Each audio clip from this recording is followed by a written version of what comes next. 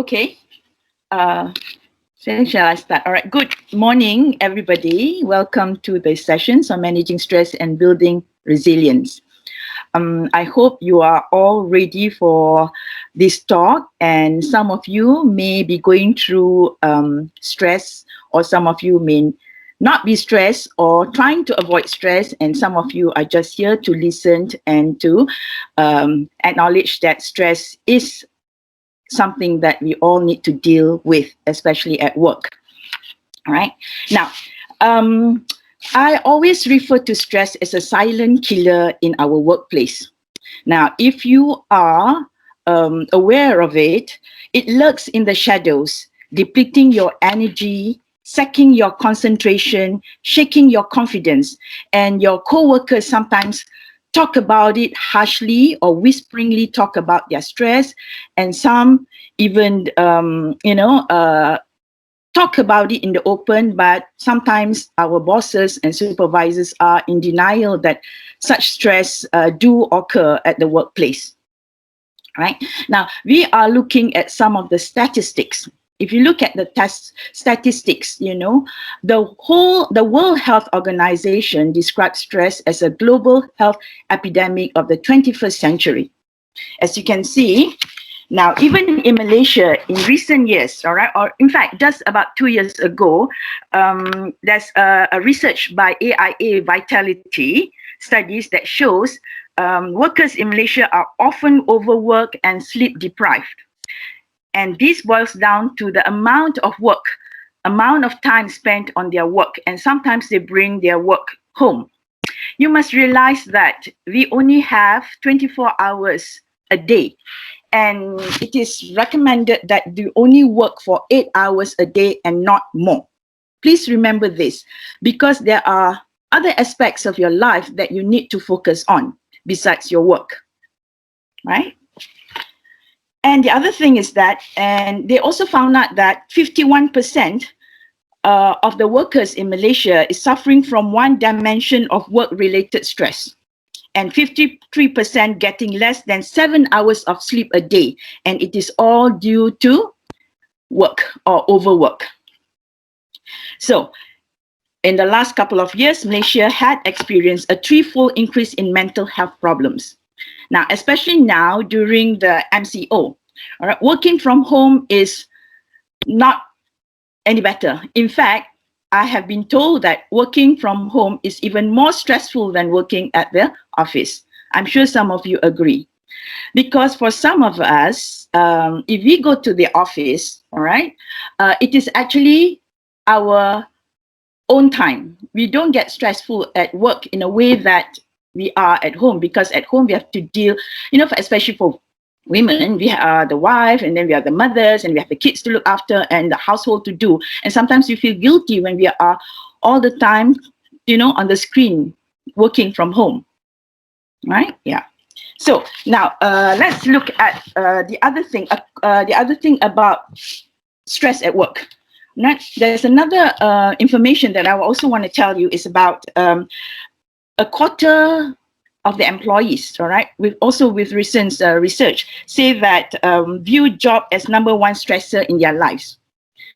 All right, yeah. So, so all of you are working, and all of you are also have other functions in life. All right, so please not let work be the main focus. Okay, yeah. All right. Now I'm going to go to the next session. All right. The next session will be, let me see. Yes, introduction to stress facts. All right, now I'm going to switch off my video, and I'm just going to talk to you about the definition of stress. Now, definition of stress. Stress is defined as your body response to the environmental demands or pressure that affect your psychological and physical state. So in your case, if you are at work, for example, your environmental demands would be what you are required to do at work. And at work, you are at work, you are sort of not just working for your specific job function, but you are also answerable to many other things around you.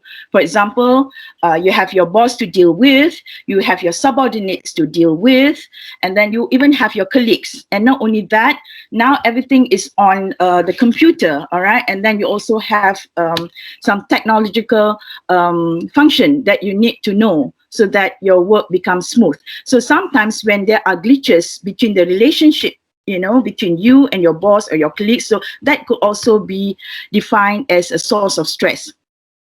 But we must also understand that there are two kinds of stress. All right, that is a good stress. Now, the good stress is called eustress, and we hardly hear about the good stress or eustress because we always relate stress to negative conditions. But today, you know that is a good stress, which is called the eustress.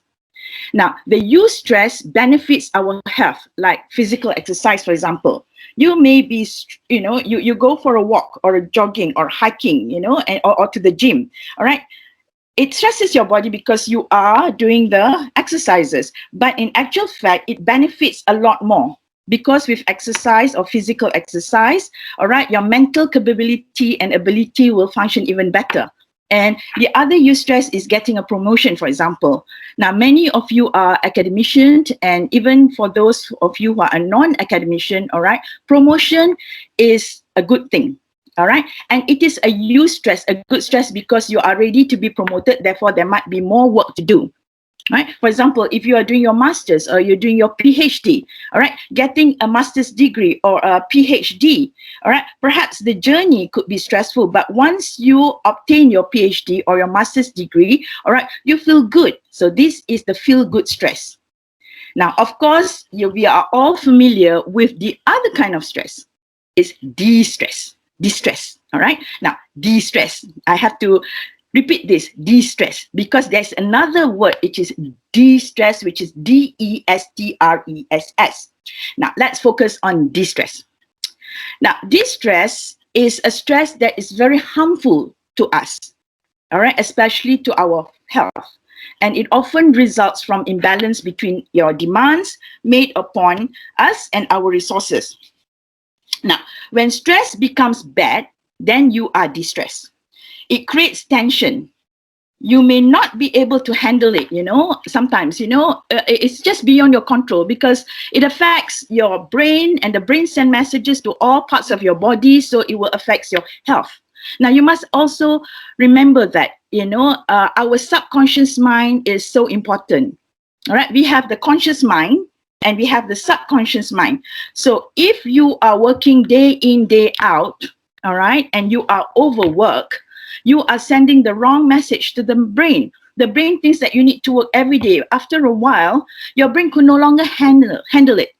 So what it does is, via subconscious mind, it will send all the distress messages to all parts of your body. And you start getting body aches, back pain, all right, and other sorts of, effects on the body. So now, again, I repeat, now, if it is a good stress, it provides opportunity for creativity and growth. Now, if it's a bad stress, distress, all right, you may not be able to produce or perform well. All right. Now, and the other one is de-stress, D-E-S-T-R-E-S-S.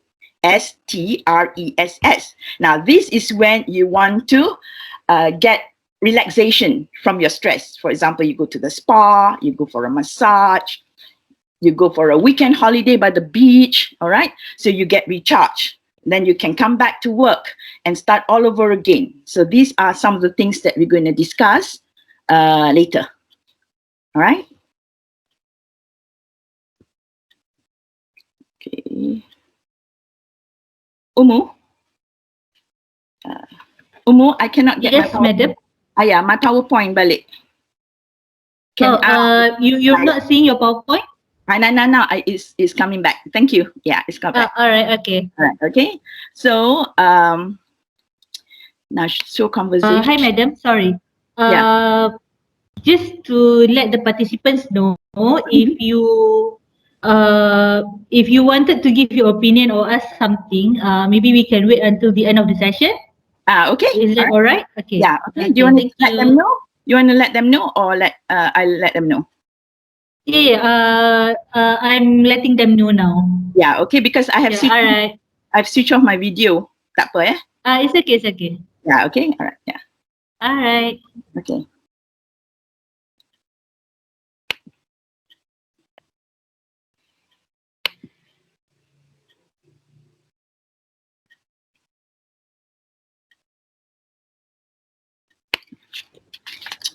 All right, now, so let's focus on the stress at workplace. All right, now sometimes you can relate the stress that at the workplace and also the stress that you are facing at home, working from home.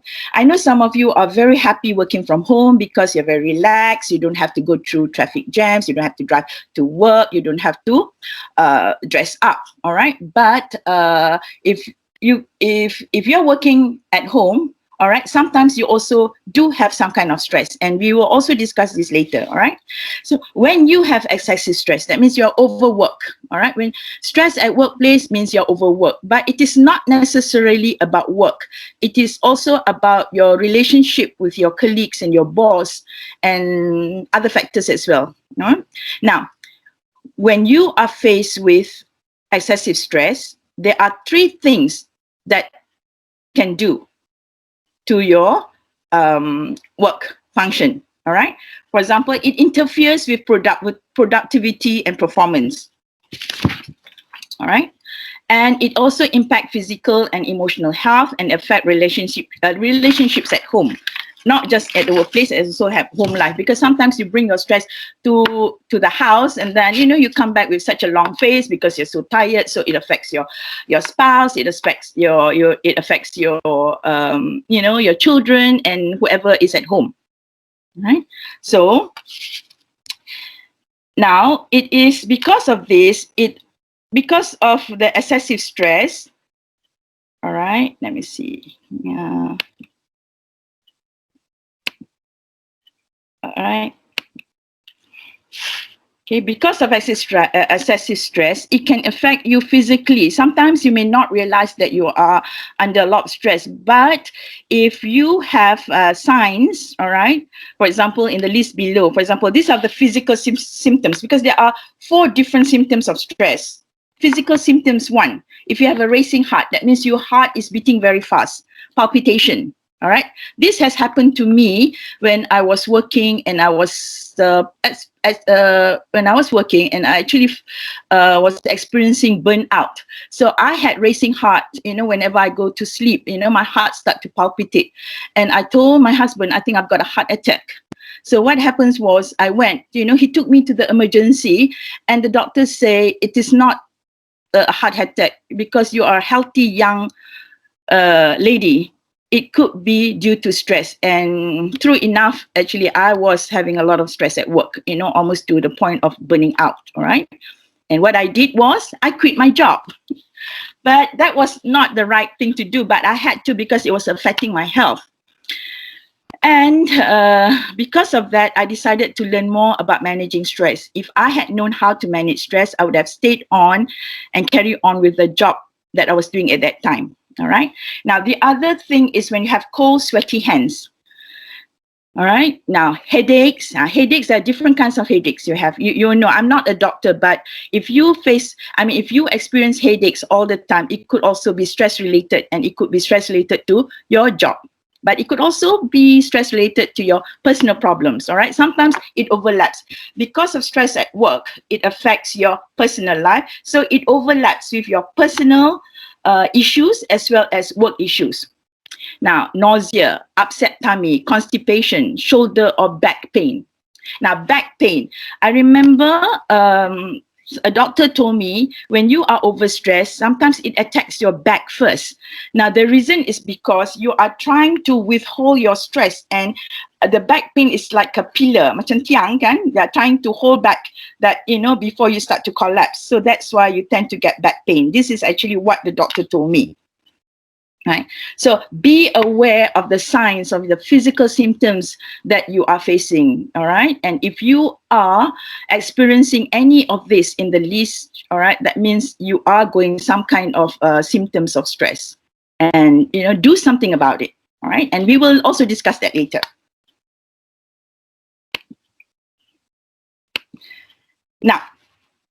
Now, physical symptoms, sometimes you can hide because only you experience it. But behavioral symptoms is something you cannot hide because people can see what's going on with you. Your personality may change, all right? And you do things that you are not supposed to do, all right?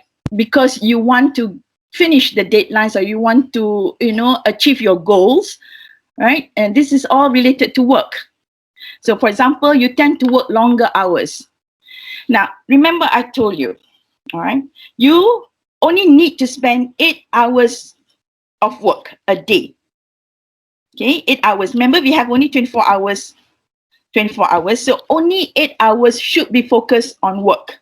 Now, some of you take the workload home and you work later on after 10 o'clock when all your family, when your husband or your wives and your children are asleep, you continue with your work till early in the morning to 2 or 3 a.m. I know this because I was in the university and I did that. Start thinking, is it worth it to lose your sleep over the job? All right. So working longer hours can be a symptoms of stress. It's a behavioral stress. Now, if you work overtime, like for example, to 2 a.m., to 1 a.m., 2 a.m., does it change your paycheck? Ask yourself that. All right. So just focus 8 hours. After 8 hours of work, all right, do something else. All right. Enjoy, do something else. Spend time with your family. Okay. Now, the other behavioral symptom is start to rush around. There's so many things for you to do because you want to do everything at the same time. But then at the same time, you're not focused on something that you need to finish. All right. Now, the other one, which is very common, is losing touch with your friends. Okay. Now, I see this happening all the time. When you are overworked, you tend to withdraw yourself from people. In the university or the office, for example, I don't know, maybe, you have experienced this. People work in their office and they lock themselves in the office because they think they want to work for 3-4 hours to finish their project or to finish their PhD, to finish their papers and everything. And there is no keeping in touch or contact with friends. And this is really something you have to think about. Okay, when you withdraw from friends, something is not right with you. Okay, something is going on with you, right? Now, the other one, which is common, is sleep disturbances. Do you tend to wake up in the middle of night?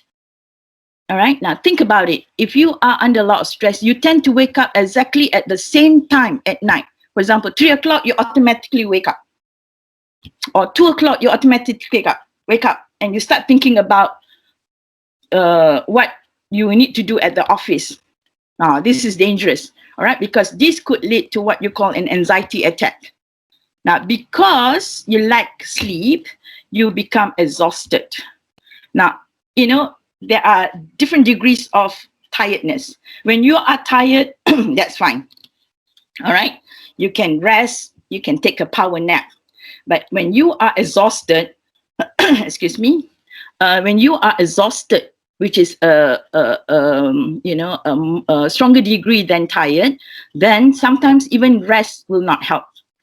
But if you go into the category of fatigue, means you are all the time feeling so lethargic, you're tired, exhausted, lethargic all at the same time. So this is one of the behavioral symptoms that you need to watch out.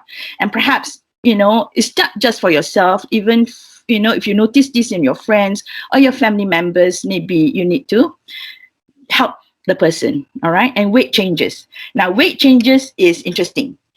Some people go through stress and they lose weight. But some people go through stress and gain so much weight. Now, this is because they start to binge on food and junk food, right? So all this plus the physical and behavioral symptoms are all signs of stress.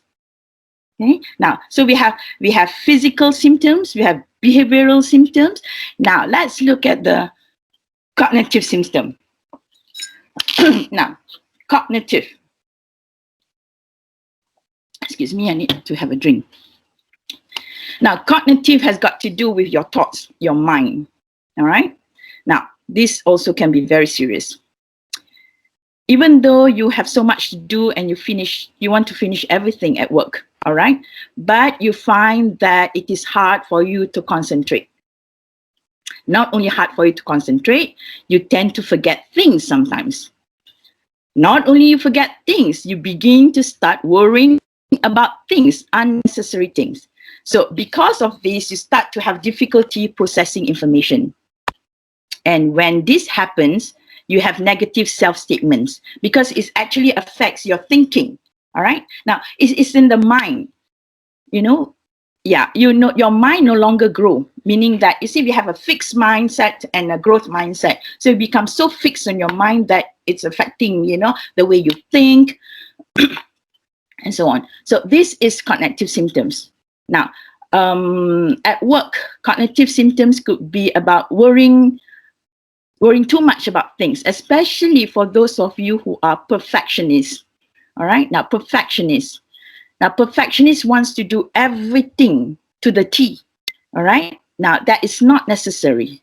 All right. Because you only satisfy what you want, not what others think. All right. You don't have to be a perfectionist. Right. So this is cognitive symptoms. So we've looked at physical, behavior, cognitive. Now, the next one will be emotional symptoms. Okay. Now, sometimes you don't get physical symptoms. Sometimes your stress will go straight to emotional symptoms, meaning that you get irritated very easily or angry. So you tend to snap at people. All right. You don't smile anymore, perhaps, and then you have increased interpersonal conflicts with perhaps your colleagues, or not only colleagues, maybe at home with your spouse or with your children. Right, you get angry all the time. You're very negative. Right, you panic. Remember I told you about the anxiety attack. Then you start to become fearful of things, and then sometimes you cry for no reasons. So all these are very significant signs of stress. All right, and this can happen when you are overworked or your focus is only on work. But because it is the same symptoms, sometimes you also need to notice these symptoms in your loved ones, perhaps your spouse or your children. All right. Stress is the same for all ages of people. All right. If you are able to see this sign, all right, take immediate action. All right. Yeah. Okay. Now,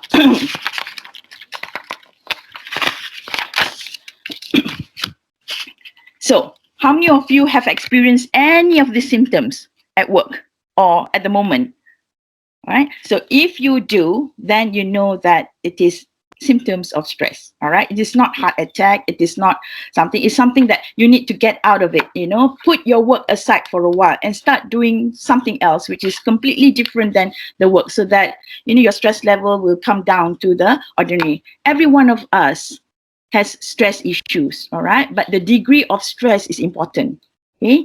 Now, if you have no stress, it is also not good. Okay. Now, all right. Now that you know what stress is and what are the symptoms of stress and why stress sometimes affect people at the workplace, let's see how can we overcome this stress at work. What can you do? All right.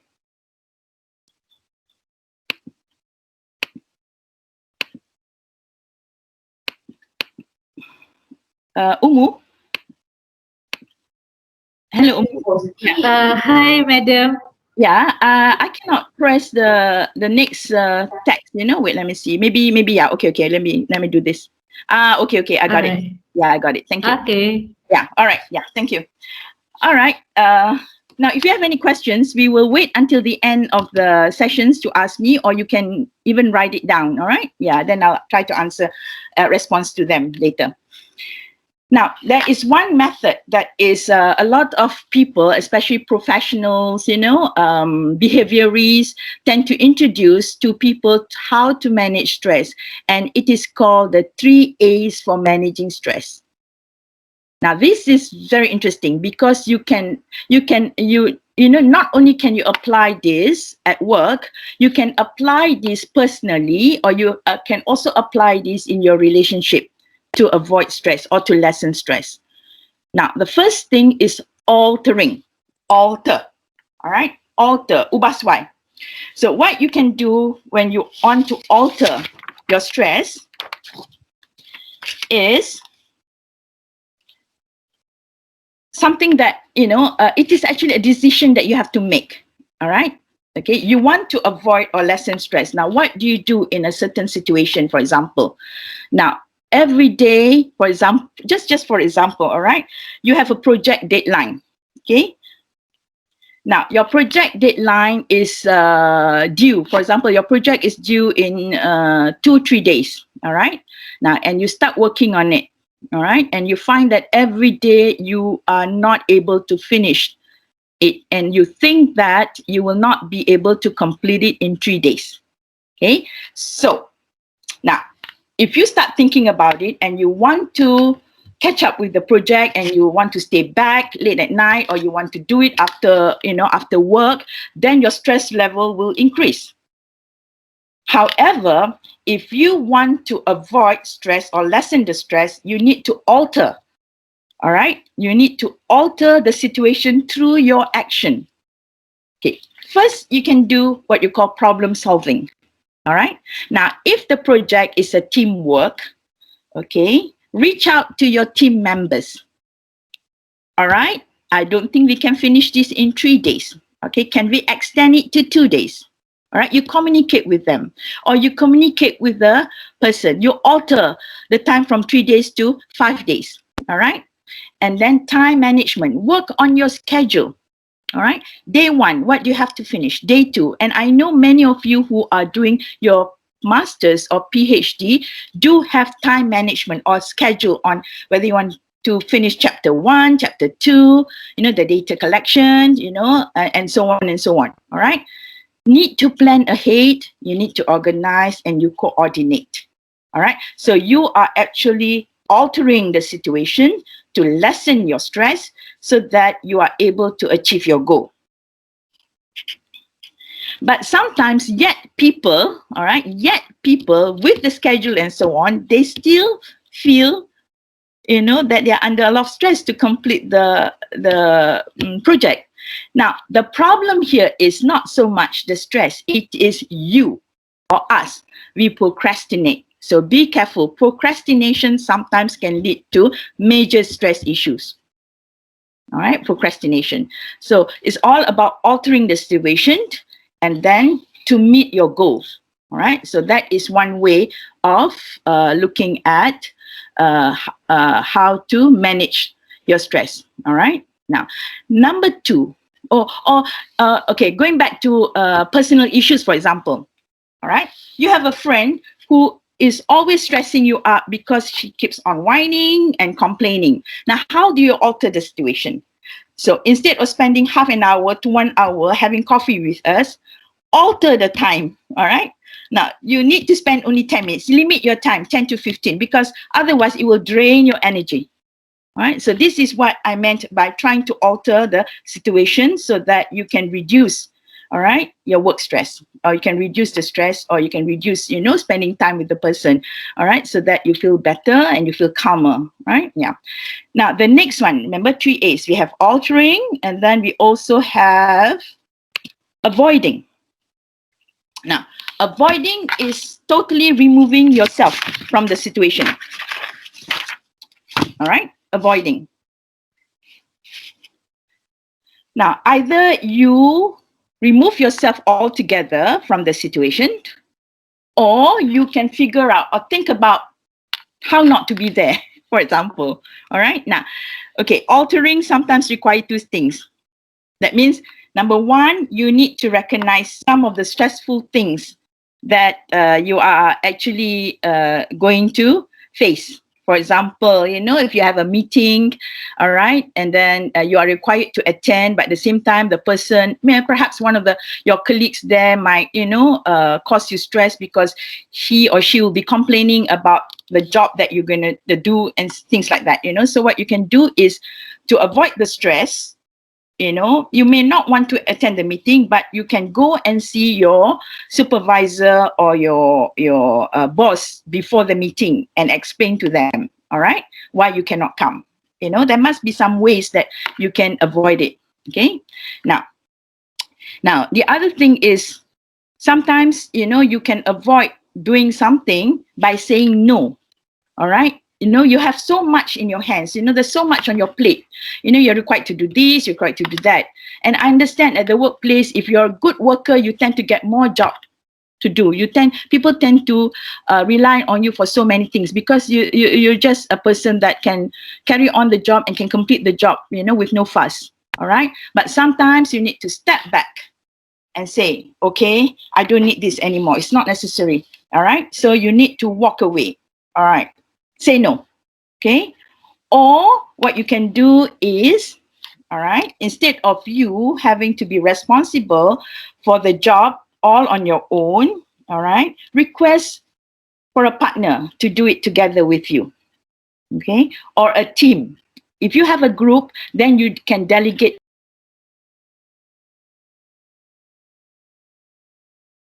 and say, I have to finish something, and then therefore, after I completed one project, then I can carry on with another one. For the moment, I'm so sorry, I've just got so much on my plate. So that will be avoiding. It is the same thing with people, all right? Remember, there's so many talks about how negative people affects you. If you are surrounded by people who are complainers, they are whiners, they just see things negatively, all right? All you need to do is to avoid them, all right? So how do you avoid them? Number one, all right, you perhaps, maybe today you don't need to see the person. So totally avoid, just, walk away. Why not, Yeah. Okay, so but then there are times when you need to see the person, then you can do that, but you can alter it to, instead of half an hour of spending time with the person, then you can spend about 10 minutes. Just limit your time. All right. So this is one way to avoid. Now, some of you may want to cite some experiences that you have, and you might want to ask me whether, how can I alter? How can I avoid? Okay. Now, later on, we can discuss about that. Okay. Now, the next thing will be accepting. So this is why we have the 3A strategy to tackle stress. Accepting, terima aja. All right, that means, well, I cannot say, I cannot alter, I cannot avoid, therefore I need to just accept the fact that I have to do it, or the person is like that. All right, so this is a situation where you can neither alter nor avoid. So because of this, you need to equip yourself by building resistance. That means you yourself have to build resilience. Resilience is daya tahan. How are you going to face this stress? It is, you're going through this difficulty, but how are you going to equip yourself, all right, to build this resistance so that you can accept the fact that this project has to go on and I have to work with this difficult person. I have to accept the fact that nothing can be changed. But you need to change yourself. How you react to these people. How do you carry on this job? All right.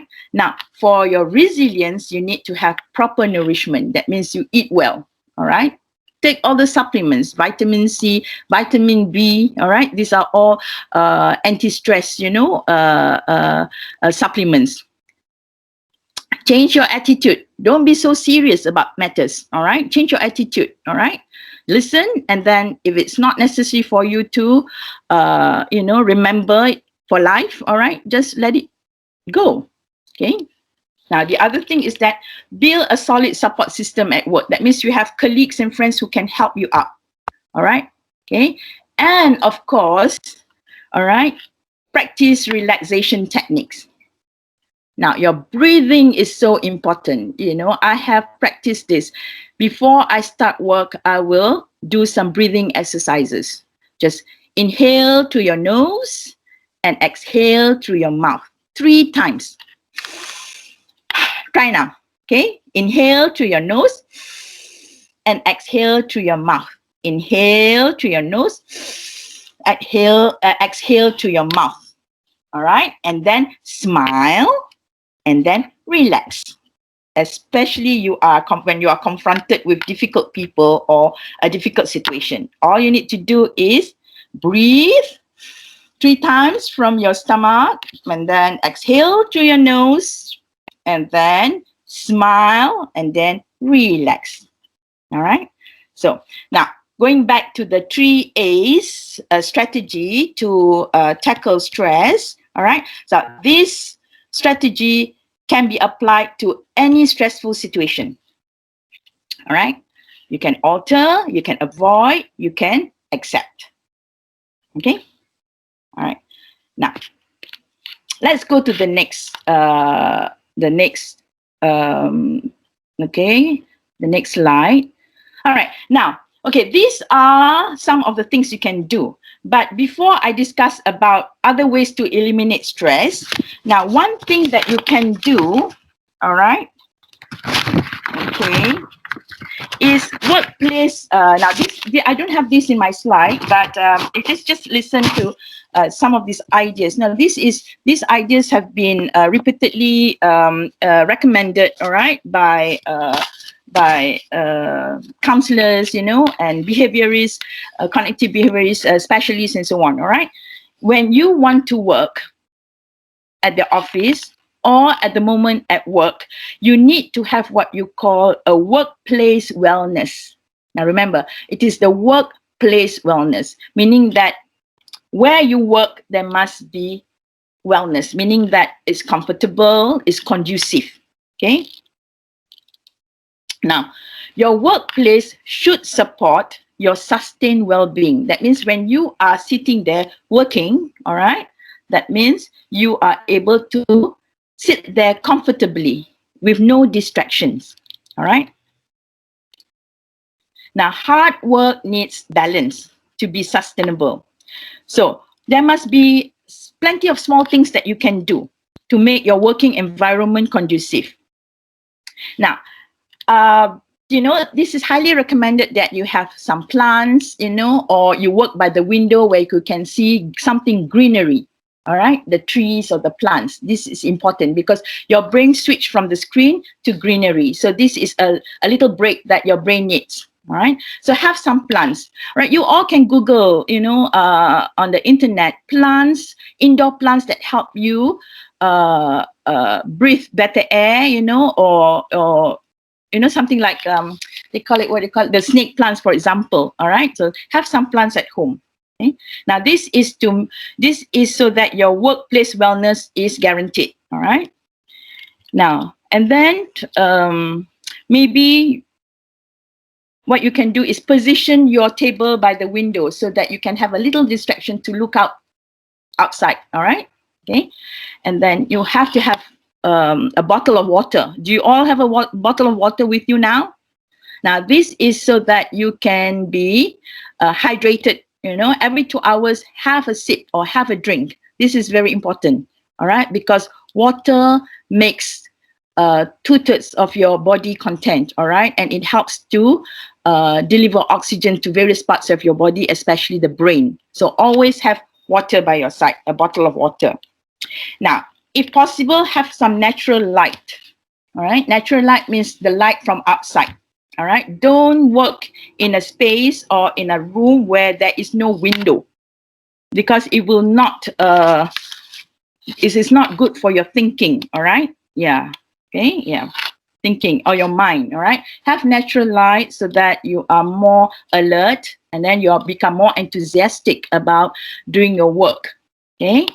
Now, nowadays people use aromatherapy. Scent is very important. All right, scent is very important. Now, I know for a fact that, if you are into essential oil, there are all kinds of oils that can, you can diffuse some oil so that you are focused, and things like that. All right, have some scent, aromatherapy, light a candle and things like that. And then, and perhaps some of you can work with nice calming music in the background. music of nature, and so on. So this is something that you can do at home, especially at home when you're working from home, to help you focus more and also to help you feel more comfortable, therefore able to do your job better. All right. Now, other ways to eliminate stress at work will be sharpening your time management skills. All right. Yeah. These time management skills, even I have problems with it because sometimes I get easily distracted. All right. But if you wish to, or rather, if you want to meet your deadline, your time management skills is very important. Because when you have time management skills, you have no room to procrastinate. So set realistic goals. What are your goals? All right. Okay. You must have clear objective. All right. So if you have to finish your paper, for example, if you have to finish a report, for example, so give yourself a schedule. All right. Look at the deadline. If you have 2 or 3 days, set realistic goals. Can I do this? Now, remember, going back to the 8 hours of working time. All right. Don't hit more than 8 hours a day. All right. Please remember this. All right. Like I say, even if you sleep late, all right, 12 midnight or 2 o'clock in the morning, does it change your paycheck? Does it change your paycheck? Does your boss know that you're sleeping late? Will you get rewarded? All right. So keep it to 8 hours a day, and you can break the 8 hours. Maybe you can spend 3 hours in the morning, take a break, and then 3 hours in the afternoon, take a break, and then maybe 2 hours later in the evening. All right. Now make sure your daily activities is in align with your schedule. All right. Yeah. Priority list. All right. Now, always when you do something, all right, look at your priority list. List out what are the things you need to do. What are the things you need to finish by a certain time of the week. All right. And look at the list and what is the most important. All right. Bring it up. Okay. Reschedule the list. All right. What is the most important? Prioritize your list to do things for the week. So that will be one of the ways. Okay. Now, adopt task management tips. All right. These task management tips are things that you can do for your own self, for you to be able to handle your work. All right. You break your project. All right. For example, if you need to write a 5-page report, break the report into 3 topics. All right. Maybe today you can do the first topic or draft it out. Second day, you concentrate on the second topic. Third, all right, take small step. All right. Now, if in the report you cannot do the part on the statistics, for example, all right, don't crack your brain and trying to resolve the statistics. Go and find someone in the office whom you know is able to read or analyze the data, for example. All right, and delegate the person or ask him or her for help. And you also need to compromise. Compromise means that if you are stuck, all right, with what you are doing, and it's and you are beginning to start worrying about it, all right, again, get help from your colleagues, especially people who have worked longer than you, who have gone through the same challenges. All right, talk to the person, ask for help. People don't help you if you don't ask for help. So don't try to be looking competent all the time. If you are incompetent, that's fine. We are human beings. All right, we are human beings. Sometimes you don't know many things. All right, yeah. Okay.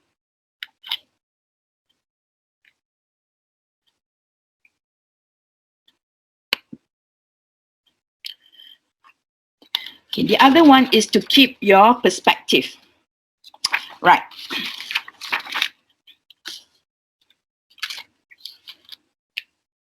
Now, keeping perspective is looking at your job. For example, like I say, I'm working, therefore it is 8 hours a day. Therefore, I need to do everything within this because I'm not going to continue working after 8 hours, for example, because I'm going to go home and enjoy my family. All right. I'm going to cook good meals and so on. So you keep yourself perspective. That means work is work at work. And then at home, you do something else.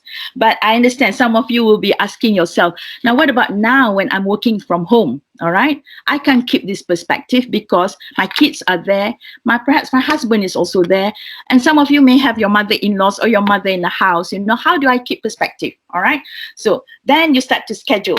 All right. Meaning that you can work 2-3 hours and then take a break and then look out for them and then continue again. All right. You need to tell them mama or papa needs to work. Therefore, don't disturb me. But at 1 o'clock, you can come and see me. Okay. So that is keeping perspective.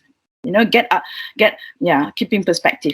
Now, that's one way. Now, at work, for example, at work, if you are bogged down with so many things to do, all right, consult your colleagues again. All right, ask them, what can I do? How do I divide my work? And how can I do it from day to day? Get feedback from them.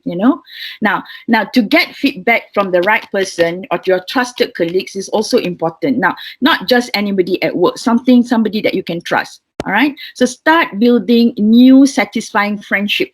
That is important. At work, you need to interact. You need to socialize. All right. Therefore, you also need to build satisfying friendship. Okay.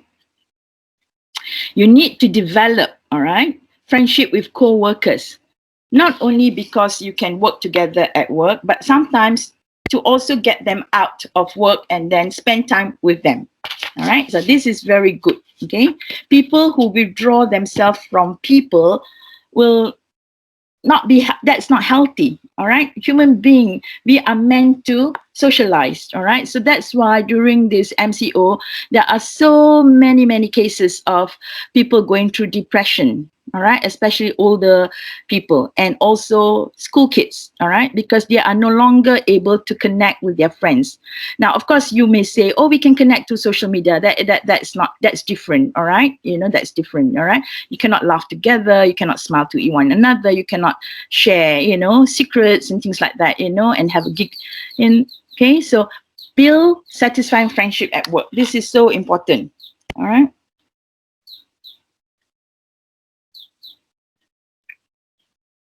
Now, when you build friendship, you will get support and also sympathy from them.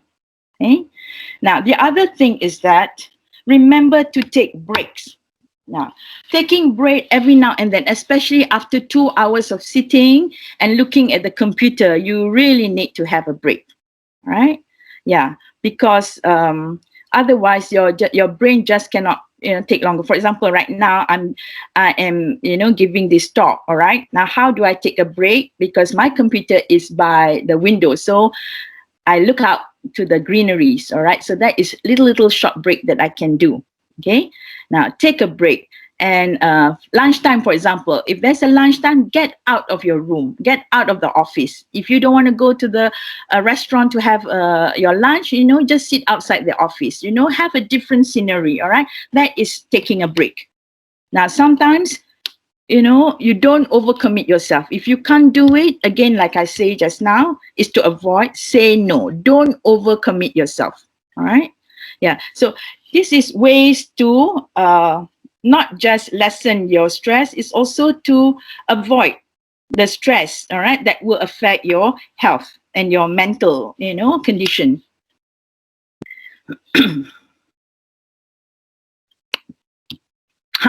This is another one. Have an outlet, all right? Now, having an outlet means that you have other interests beside your work. Meaning that, for example, most of us here are academicians, we are educationists, even the general staff, you are administrators, but you are in the university environment or college environment or the school environment. All right, some of you are in the office environment. All right, you have friends who also do the same job as you. You meet them, they're all academicians. All right, but what you need to do is to get out there out of the workplace and make new friends, all right, bond with other people from different background. So you have what you call diversity in your friendship, all right. So when you have diversity in your friendship, your mind tend to be more open, all right. You have an open-minded, your personality. That means you're more tolerant, all right. Now, how do you make friends with people outside your workplace? All right. You set time for activities that you enjoy. Okay. Now, one of the many, many activities that you should do is, activities that also benefit you, for your health. Exercising, all right. Exercising, okay. All right.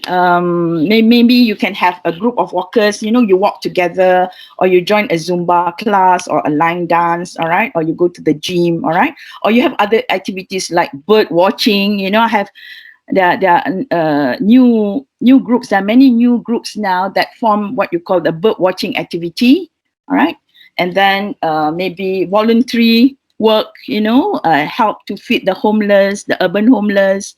All right. Now, when you have such an outlet, you don't only meet your colleague at work, you are also in touch with other friends outside work from different backgrounds, all right, from different backgrounds, different ages, all right.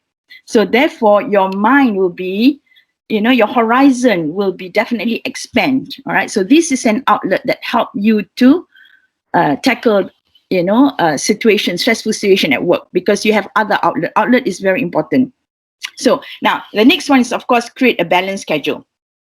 So you have 24 hours a day, 8 hours of work, okay, and then 8 hours of your time with your family. All right, so 24 we have divided by 3, 8 hours, 8 hours, 8 hours, and sometimes you need to sleep 8 hours. So what you have left, you only have 8 hours to do other things besides sleeping and working.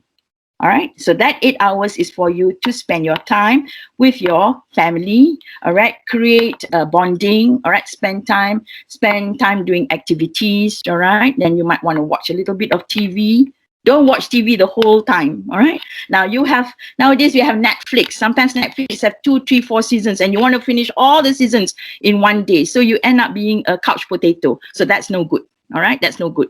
So maybe watch 2 episode today or 1 episode today, and and continue the next day. But please don't spend 4 to 5 hours on the sofa watching TV. So that is not a good way. All right. So, and then when you start working again, your mind is just so construed with movies and stuff like that. So you're not alert anymore. All right. Yeah. Okay. So let's see what else. Yes, the next one is very important.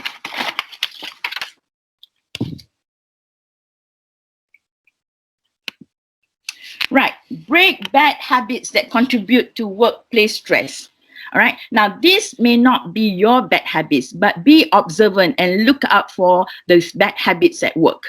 All right. Sometimes it's among your, your colleagues, for example. All right. Now, sometimes it's about you, sometimes about other people at work. All right. So try to break bad habits. These bad habits sometimes disrupt your work and also disrupt the way you carry out your job. All right. Yeah. Remember I told you about perfectionism. Some people, people have personality type.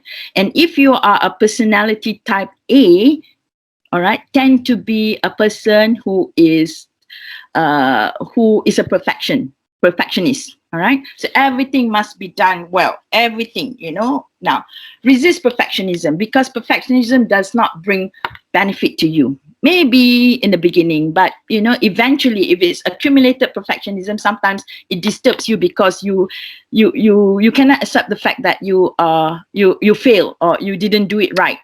So that affects you, and then you become you think about it all the time. You feel that you're a failure, therefore, and it just affects you mentally. All right. Yeah. Now, managing stress at work is partially about your mindset. All right. Now, there are 2 kinds of mindset. We have what you call a fixed mindset, and you have growth mindset. All right. Of course, the better one is to have a growth mindset. Now, a growth mindset is a mindset that is able to accept changes and become more adaptable. All right. So when you accept changes and you adapt, so you can move on. All right. Now, some people have what you call a fixed mindset. Now, a fixed mindset is about a mindset that cannot accept changes. All right. If there's even a slight changes in the work routine and so on, it will affect them badly. All right. They start to worry again. They start to panic, you know. Yeah. So your stresses. All right. So what you need to do is, for example, if some of you here are really going through a very stressful working condition, list out what are the stresses. Is it your boss? So number one, my boss. Is it your colleague? Number two, colleagues. Who are they? Maybe not all. And then number three, you know, number four, number five.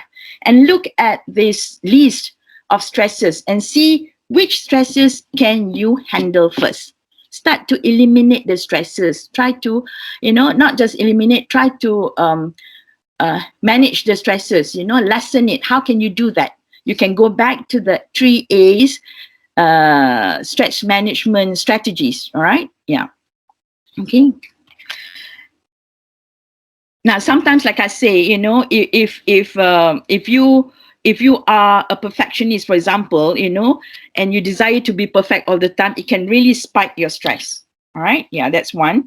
And you know, sometimes, you know, even if you fail, all right. Now, for those of you who are not perfectionists, even if you fail or you made a mistake at the workplace, sometimes take it as a learning experience. All right, because sometimes these failures, all right, these opportunities this give you an opportunity to learn and to grow, all right, with things that you have done mistakenly, for example. Okay, now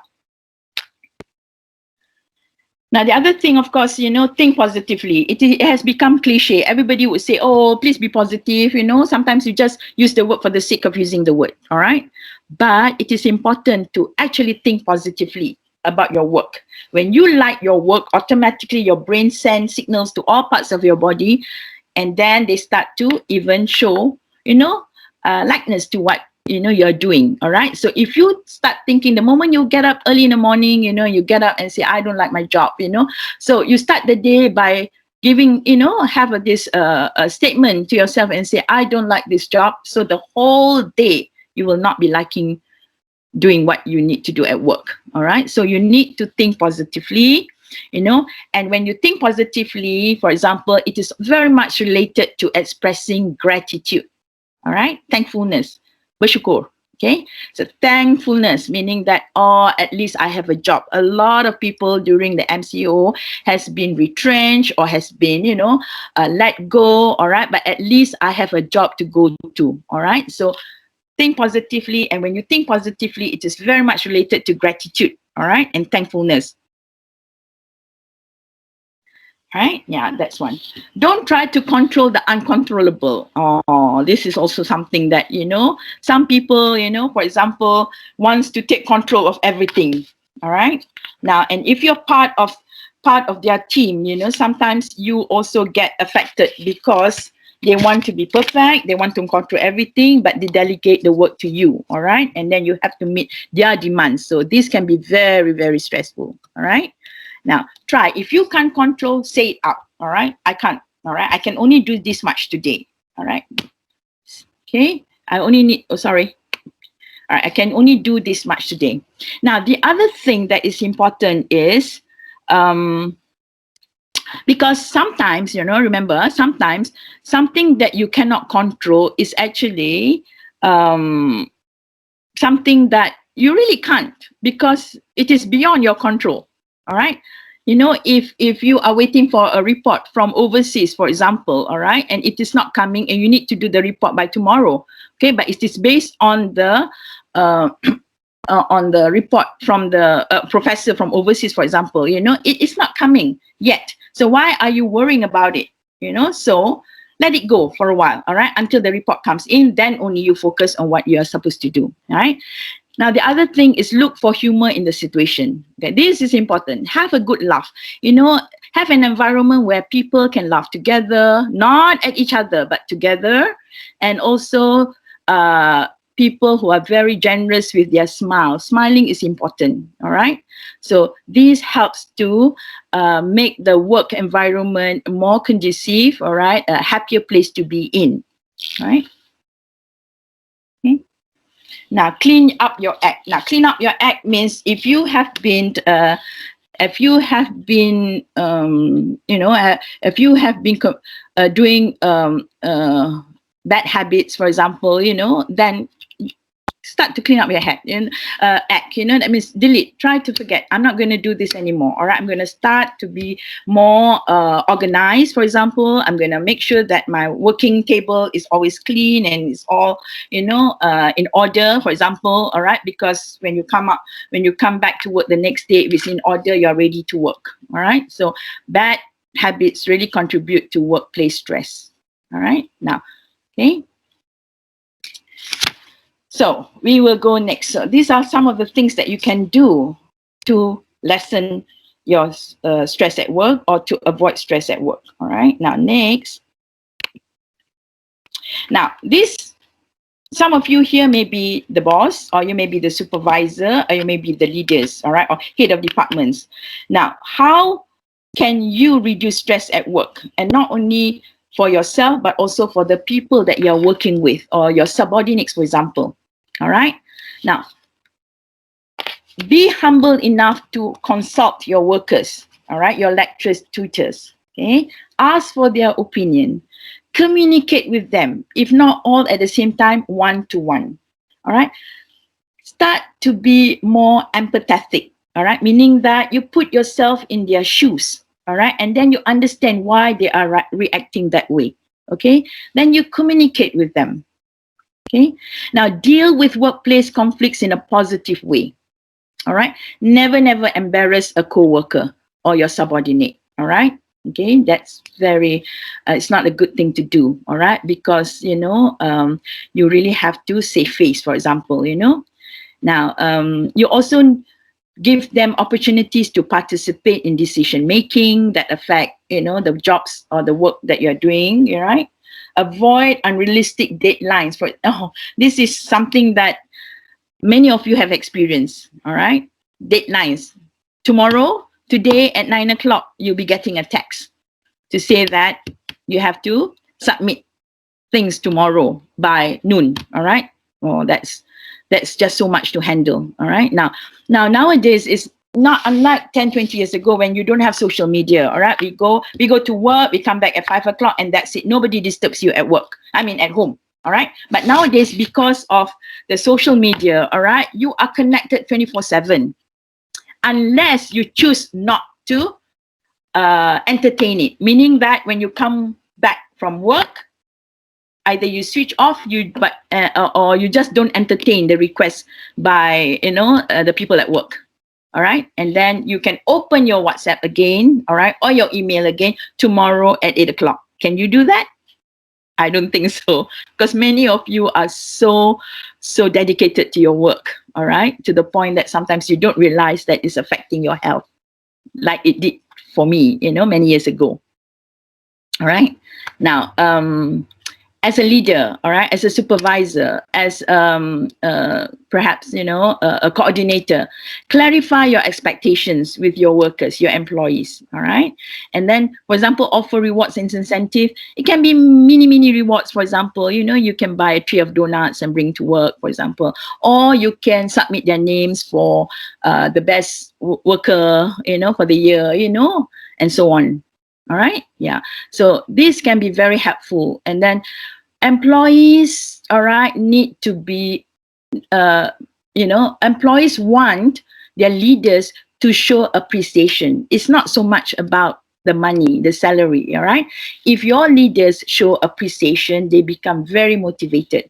A lot of people are demotivated or demoralized at work because they feel that they are not appreciated.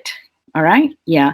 And this is what happens. You all know that people quit their job not so much because of the work or the salary. They quit their job because of the people that they work for. All right. Yeah. Okay. So that is part of how we can tackle stress. Okay. Yeah. Now, I'm going to go to the next topic, which is the second part of the session. All right, is resilience. All right, resilience. Are you resilient? Now, resilience is a very a powerful word. All right, yeah.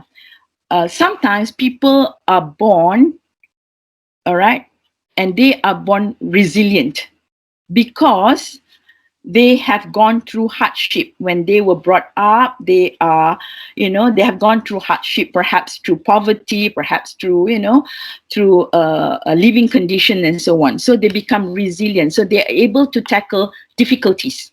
All right. Now let me see. Right. Yeah.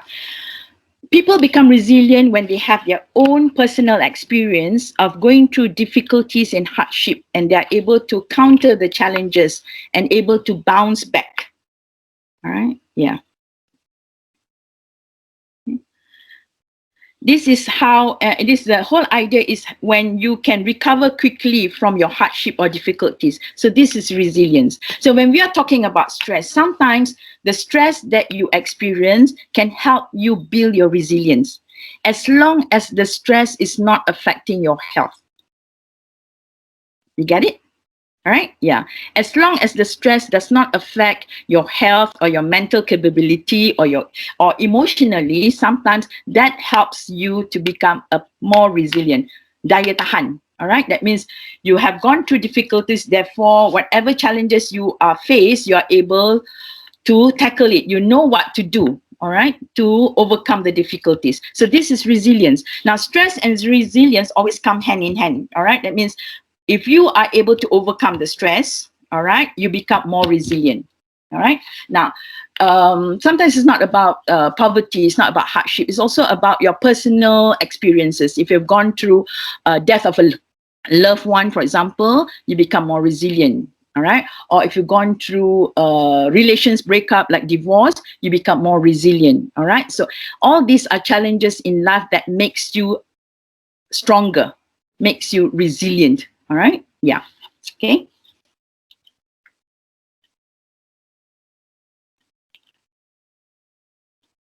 Now, resilient is built from your attitudes, your behavior, and your social support. Now, sometimes you become stronger because you know that you have family support. Your friends are supporting you. They give you moral support, so you no need to worry. You don't worry about going through hardship or going through difficulties because you know you have social support. And you yourself have this attitude about, okay, today I'm faced with difficulties, all right? But today, next week, I will overcome the difficulties. My project will be done. All right. By that time, I've already met the deadlines. Therefore, I'm freer to do other things. All right. So this makes you become more resilient. Okay. Now, according to the Center of Confidence and Well-being, right, the good news is that although some people seem to be born with more resilience than others, those whose resilience is lower can learn how to boost their ability to cope, thrive, and flourish when the going gets tough. Meaning that, resilience can be learned. It's a skill that you acquire through challenges that you face at work, all right, or challenges you face throughout your life. All right. So if you're able to overcome these difficulties and bounce back, then you become stronger. All right. And for most of you here who are parents, all right, mothers or fathers, all right, your children look up to you. If you are resilient, they become resilient. Sometimes they become even more resilient. All right.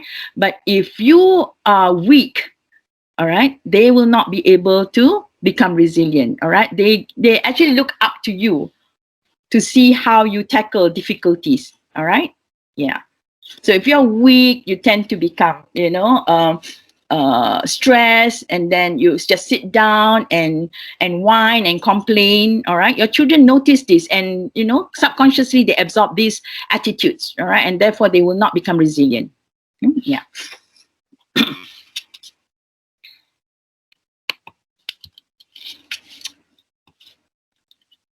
What constitutes resilience at the workplace? Okay. Now, at the workplace, think about people at the workplace or even for yourself, all right? Okay. Consider what these workers or your colleagues do when faced with workplace adversity. Now start thinking, what, jot down. If there's difficulties at work and some of the workers you feel that they can handle it, they're strong, they're resilient, what do they do? All right? Now think about it and we'll discuss this later. Okay, what is it that these workers do differently than you do? All right? What makes them stronger? What makes them more resilient? What makes them able to move on and overcome the challenges? Right? Think about their personality. Think about where they're coming from. All right? Yeah.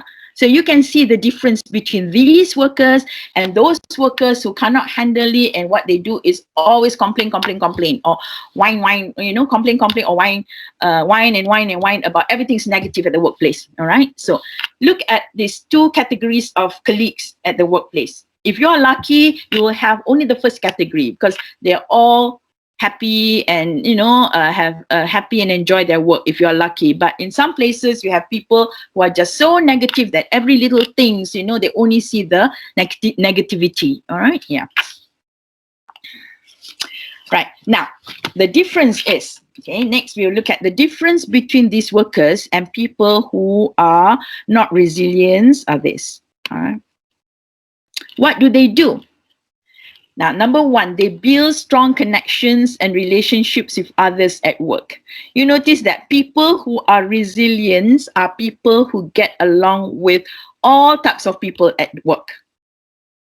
And some of them, all right, they connect strong connections, meaning that, they build strong friendship, not just at work, but outside work, after work, or sometimes even with their families, each other's families get together. They go for barbecues, they go for short holidays together, all right, they go to the park together, they hike together, they build strong connections. People who have many friends from different types of background tend to be more resilient. They're able to tolerate others. All right, so they are able to carry on the job.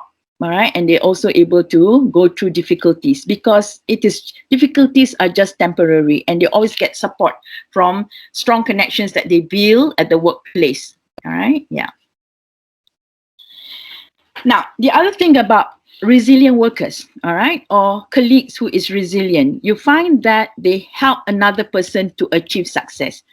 They are very unselfish. They're not self-absorbed. It's not about themselves. They help other people to achieve success.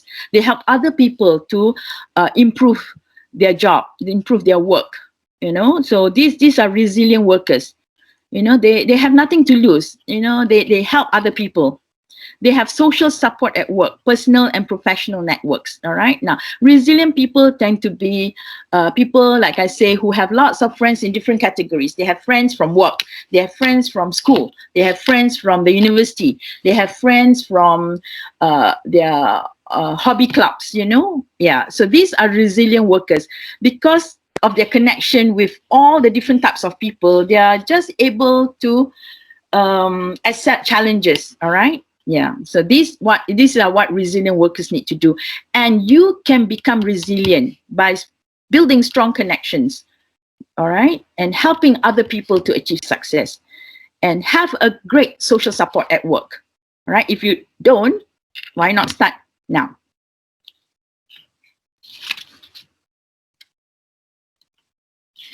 Now, the other thing about resilient workers are they are good listeners, all right? If you're not good listeners, try to practice becoming a good listener. It takes sometimes, meaning that you need to become an active listener. All right, meaning that if your colleague or your boss talk to you, or just anybody who talk to you at the work, listen to them intently. Don't listen and then, type on the WhatsApp to the other person. All right, put your phone away. All right, listen to them actively. You're not just listening to what they say, you're also listening to their body language. All right, they may say something good, but you notice that, their face is not lightened up. Then you can ask question, is there something bothering you? All right, so resilient workers are usually people who are good listeners. They are active listeners. They are a team player. all right? And they always aim for a win-win situation. Now, the other thing at the workplace, which is very, very common, is backstabbing. All right. Now, resilient workers do not backstab. All right. If they want to say something, they say it to you. All right. Now, backstabbers at workplace are not good. All right. Yeah. Avoid being a backstabbers. Avoid backstabbers. All right. Yeah. Now, and then sometimes resilient workers, if you want to become resilient, you become you provide nurturing relationship or support. All right, meaning that every day you try to help one another. All right, to improve their work or to help them to reach their deadline, for example. All right, yeah, these are resilient workers. Now besides activities at the workplace, because you tend to concentrate on what you're doing. All right, yeah. Now you also need to think about friendship with your co-workers outside the workplace, which is more important. So when you meet outside the workplace, try to avoid talking about work. Can you do that? Yeah. Try to avoid. For example, you may want to talk.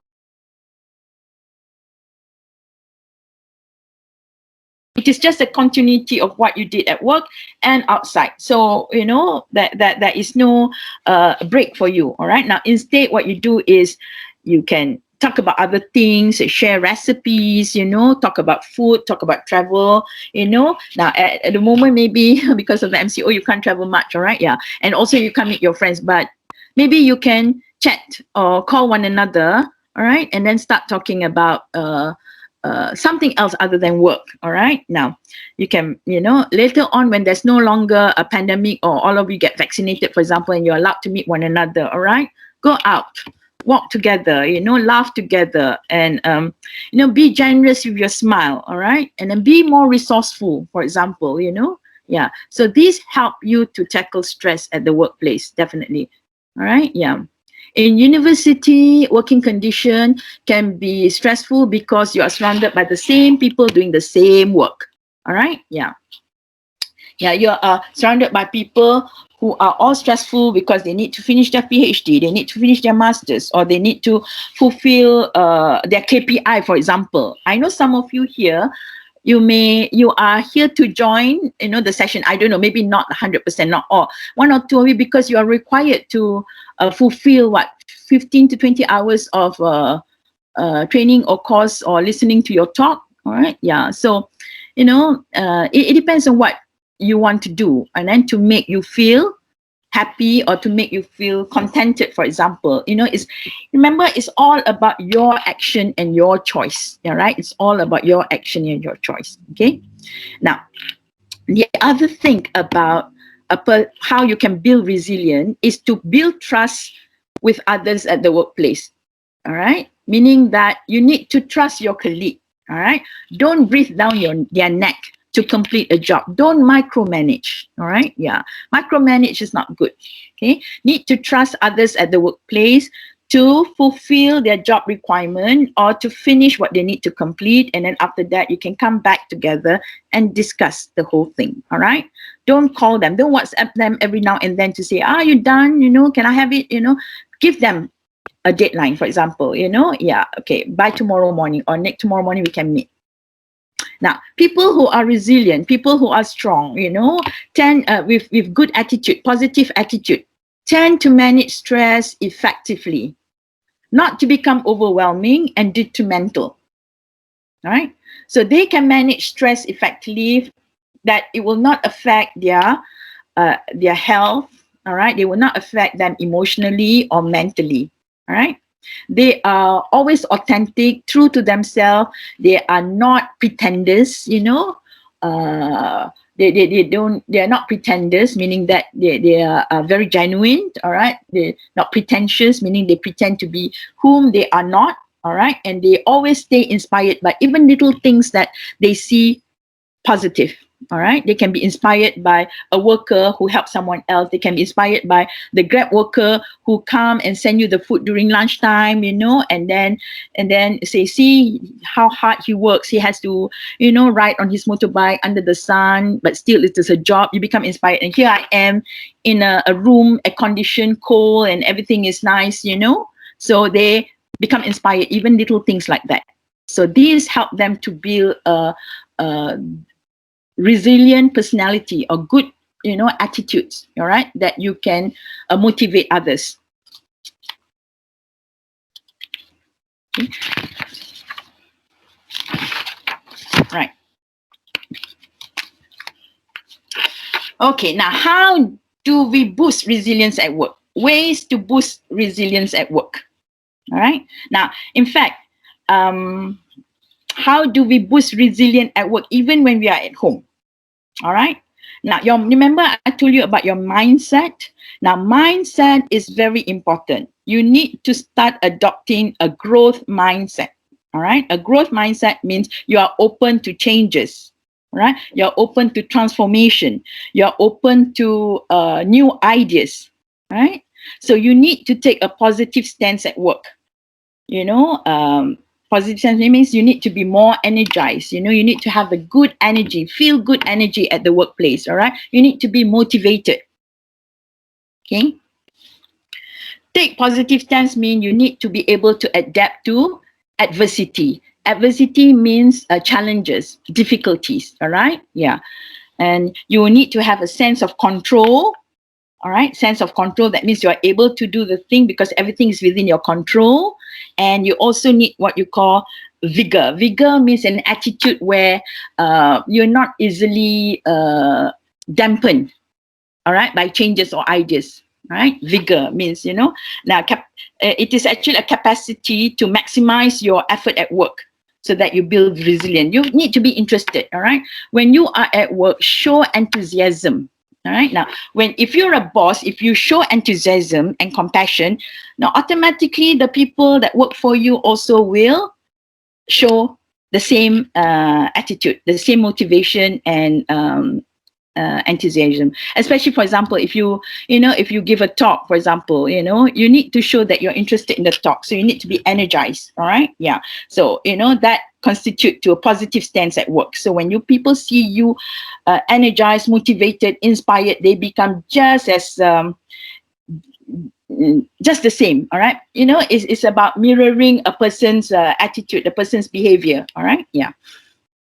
Now, the other thing is emotional insight.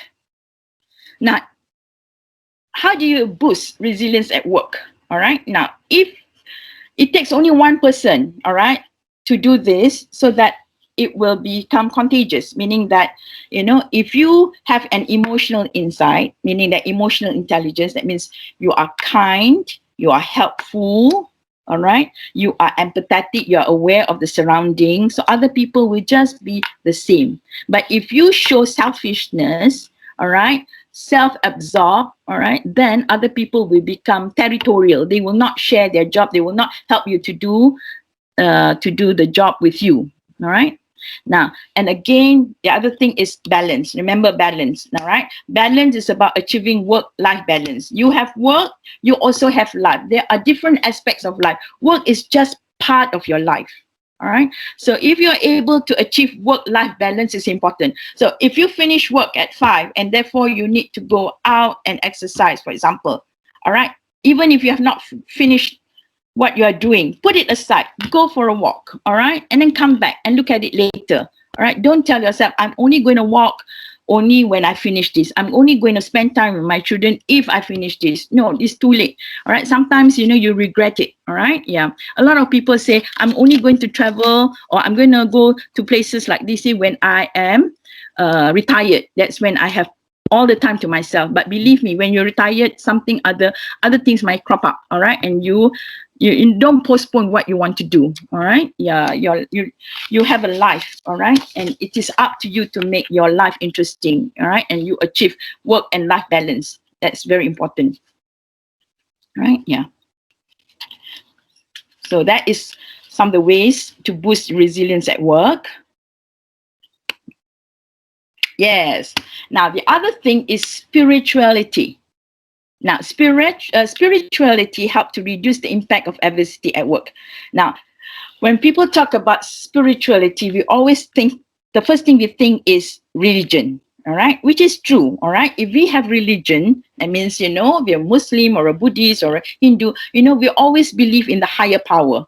And that helps us a lot in tackling challenges in life, all right. Now, remember, as a human being, there are 4 parts of you that is important. You need to be physically strong, emotionally strong, mentally strong, and spiritually strong. All right. Now, these are the 4 parts, all right, that strength that you need to acquire if you want to sail, move on in your life, and become contented. Of course, there are bound to be challenges or problems, a lot of things that will affect you. But if you are able to balance yourself spiritually, physically, mentally, or emotionally, then you'll be able to handle the challenges. You'll be able to overcome the challenges. All right. So spiritually help to reduce the impact of adversity at work. All right. Your religion is very important.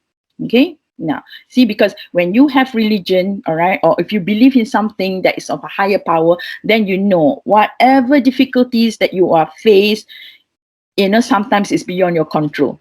All right. So you pray, all right, that it will become better, in your own ways. All right. So that's important. Now, the other thing is reflection. All right. Reflection. Now, when you become reflective about yourself, what you are doing, all right, you become more reflective, in tune with your emotion, for example, and your emotional reaction. All right. So think about what you can do. Reflect on yourself. If I do this like this, reflect. In the past, I've done this and it doesn't work, for example. All right. So you start to reflect and find out what worked best for you and how are you going to react to this emotionally. All right. Are you going to get angry if you're not happy with the co-worker's job? All right. If you're not happy with your boss' attitude, are you going to get angry? Now, anger is a choice. Either you want to be angry or you don't want to be angry. All right. It is all your choice and how you react to the person's behavior. All right. Okay. So that is reflective. You reflect, you're aware. And if you are reflective, all right, then you are aware of the triggers of stresses, stress that triggers that make you stress at work. All right. So what you can do when you are reflective is to implement coping strategies. Now, how I'm going to tackle this? All right. Okay. Don't worry. Don't get angry. Don't get emotional. All right. So how are you going to tackle this? All right. Okay. Have a piece of paper. Write down, for example, or get someone to talk to you. I need your help. Now, remember, when you are confronted with a difficult situation or a problem, for example, now I know people like to call it challenges, you need to share with other people to become more resilient. All right. So you think your world is crumbling upon you. You have a problem. All right. For example, now, if you don't share, you think you are the only one with the worst kind of problem in the world, and therefore I cannot handle it. Therefore, I'm going to die soon. No. All right. Now, if you share with other people, now the other person will say, hey, you think you got a problem? Listen to mine. Mine is even worse. Then you start thinking, not so bad. Mine is a small problem. All right. So then your emotional reaction becomes reduced. You don't become too emotional about it. Then you know that this problem will go away soon, especially if you compare to your friend's problem. All right. Okay. For example, a lot, like you said, you're sick all the time and so on, you have this thing and I cannot go to work. And then you talk to your friend and then your friend reveals that, I have cancer for the last 3 months. Now, how would you react to that? All right. So be reflective. All right. Okay. Be reflective. Now, the next thing is mindfulness. Now, what is mindfulness? Now, mindfulness is when you do things and you are focused on the thing. As simple as eating a chocolate, for example. Some people, all right, when you're offered a chocolate, you open the wrapper and you gobble it up. Sit up, sit up. But some people will open the wrapper and put bite part of it and start to enjoy it. Just focus on the chocolate, the taste, the texture, and so on. All right. Okay. Now, mindfulness activity could also be activities that you do, all right, where you are, you concentrate, all right, on the things that you're doing. For example, of course, meditation is a very good one way of doing mindfulness. If not meditation, it could be anything. Gardening, all right, yeah, gardening. If you spend time, you come back from work, all right, and then you just want to lie down and watch TV, Netflix. No, all right, relax. Okay, what you need to do is to go out there. Maybe if you don't have plants, you don't have a garden because some of you stays in an apartment. All right, you have a balcony. Put a few pots of plants there. All right. Okay. Then you attend to your plants. Mindfulness. All right. Meaning mindfully attending to the plants. All right. Now, make yourself a cup of coffee. Sit down in the balcony and then sip your coffee and taste how good the coffee is. All right. Okay. So these are mindful activities that you can do on your own. All right, especially now during the MCO. Okay, okay. A lot of people are going into gardening, into planting vegetables in their backyard. Now, some of you may not have a backyard, or having pots of plants in their balcony. And they find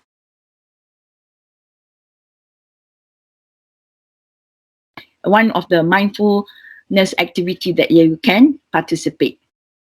Now, the other thing is cultivate compassion. All right, compassion sometimes come naturally. All right, especially if you're brought up surrounded by compassion, from your family members, from your parents. But for others, you can actually instill compassion in yourself, meaning that you are compassionate. You want to help people. You are kind. All right, kind not just people, maybe animals and so on. All right, or self and others. So if you practice all this, you have spirituality, you are reflective, you carry out mindfulness and cultivate compassion, all right, you are able to go through life, well, all right, despite all the challenges that you're going to face, you are able to handle it, and especially at work, all right. Okay, especially at work. And people who are resilient at work tend to attract friends, companionship.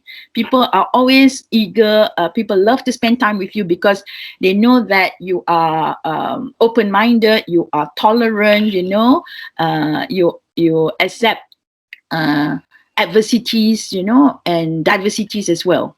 Right? Yeah.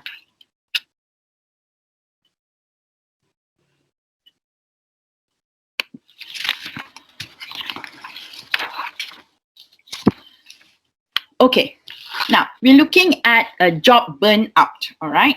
Now, has anyone of you heard of the word karoshi? Karoshi. All right. Karoshi is a Japanese word.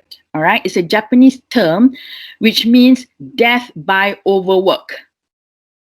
Right? Death by overwork. Yes, in Japan, people die from overwork. All right, maybe not so much recently, in recent years, but now I think China has taken over Japan, all right, where a lot of people actually are facing stress-related work that sometimes can cause job burnout, that they die. I know this is not this is serious matter, but you see, this is what happens sometimes when you have job burnout. You are so affected, emotionally, mentally, physically, and cognitively, that you really think that it is the end of the world. All right, now, so what job burnout is? All right, now I personally have experienced this. So I quit my job, and then I took up courses on how to manage my stress. And after that, then I realized that it is something that you can do it, yeah, so you don't have to go to job burnout. But job burnout is something that all of us have to be aware of at work. Now, if it's not you, if you see your colleague experiencing job burnout, reach out to him or her, help him out. All right. Yeah.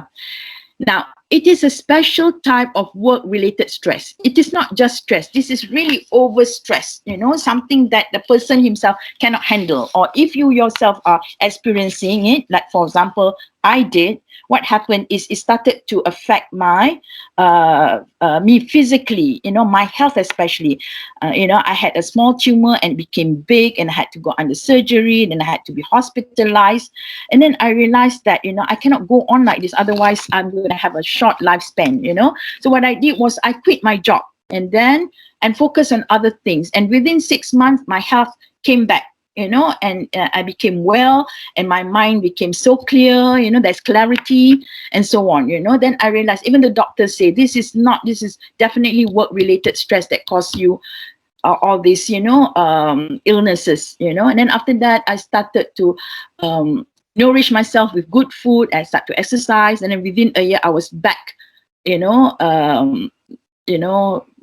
to be my own self, the happy self, instead of the exhausted, fatigue self that I experienced, right? So a state of physical or emotional exhaustion involving a sense of reduced accomplishment and loss of personal identity. So when you go through a job burnout, meaning that you are really, really overstressed, all right, it affects your personality. You are no longer who you are.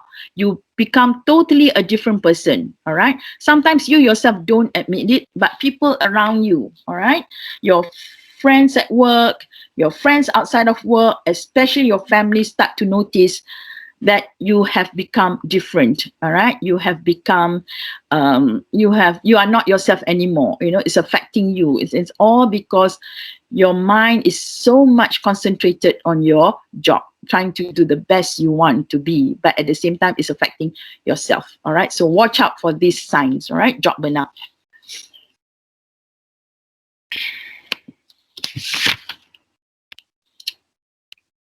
Now, symptoms on job burnout, all right? Now, you can be stressed, but being stressed is different than experiencing job burnout. Stress means it affects not as much as how job burnout symptoms are, right? Now, if you are job burnout, if you are experiencing burnout at work, all right? Now, these are some of the things that you may be experiencing. Have you become cynical and critical at work? All right? Cynical means, you tend to be cynical about other people's job, you become,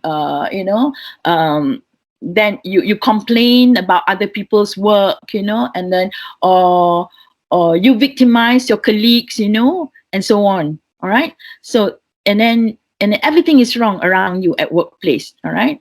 Okay, so that is definitely a sign of burnout. And burnout is not a medical term. Now, usually you suffer burnout because of your other underlying problems. For example, it could be depression. All right. Yeah. You probably have gone through accumulated stress that you can no longer able to handle, and therefore you become burnt out. And underneath that burnout, you are actually depressed. Now, when that happens, then you need professional help. All right. Now, the other sign that you need to also be observant of is, do you drag yourself to work and have trouble getting started? Now, this is something that you yourself, all right, you yourself are able to notice it, meaning that, you have the weekend, come Monday, and the next day is back to work. Like come Sunday evening, you start to complain and whine. Oh no, tomorrow is Monday. I have to get up in the morning, and when you in the morning, you get, it's so difficult for you to drag yourself out of bed. You say, oh no, I don't want to go to work if I can, oh God, I have to face this boss. You have all these negativities about work, and you keep, saying it to yourself, all right? And therefore, you really have trouble getting started, all right? Now, when you start the day with all this negativity, the whole day at work will just be as bad, all right? Now, beside dragging yourself to work, that, you become irritable and impatient. All right. Yeah, you become irritable and impatient. You're just not yourself anymore. You just complain, and then you become irritated by your colleagues' laughter. Even they're smiling, you become suspicious. All right. And then you become impatient. All right. So this is all burnout symptoms. All right. And mind you, supervisors, bosses, and deans and deputy deans, head of departments. You have to be observant, all right, of your employees or your staff attitudes, all right. If they have such a dramatic change in their attitudes, they become irritable and impatient, something has to be done, all right. Yeah. And of course, you lack energy, all right. You become so lethargic and and consistently non-productive, all right. You lack energy to be constantly productive, meaning that again you become so demoralized, or you become so demotivated, all right. Nowadays we don't call people lazy anymore. If they're demotivated, that means they don't want to work anymore. They just don't have the energy to carry on, all right. But they come to work every day, so this is job burnout, all right. You need to tackle this immediately. Okay. Yeah. All right, next. Now, job burnout symptoms is something like symptoms of stress, but it is in a more excessive manner. All right, that means the degree is even stronger. All right, yeah. Right. Do you find it hard to concentrate, for example? All right. Now, at home, sometimes there are a lot of people who are burnt out working from home. And I know for a fact that it happens to one of my friends, all right? Yeah, she finds that her me time is always at work, all right? That means she gets to relax at work, but at home, there's just so much to do, all right? So she find it hard to concentrate, all right? Because, of course, because the kids are no longer in school, therefore they're at home, and she feels guilty for not cooking for the children and so on. She becomes so irrational, staying at home. She can't go shopping anymore. She can't go to Mid Valley Mall. She can't drive anymore, So this makes her feel so hard to concentrate on her job because everything is in her mind, all right? Yeah. Now, the next thing is, do you feel disillusioned about your job? Because you are stuck. Some people are stuck in the same job for the last 5 years. You have not been promoted, all right? And you're doing the same thing in, day out. So if you become disillusioned, you can also become very stressful, all right?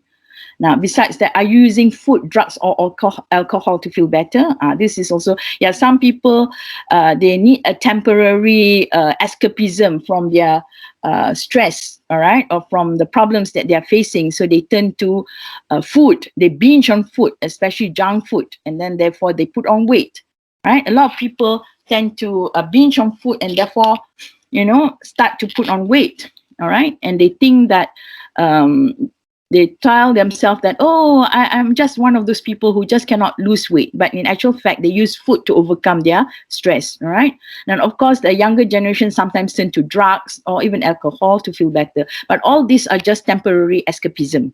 Okay.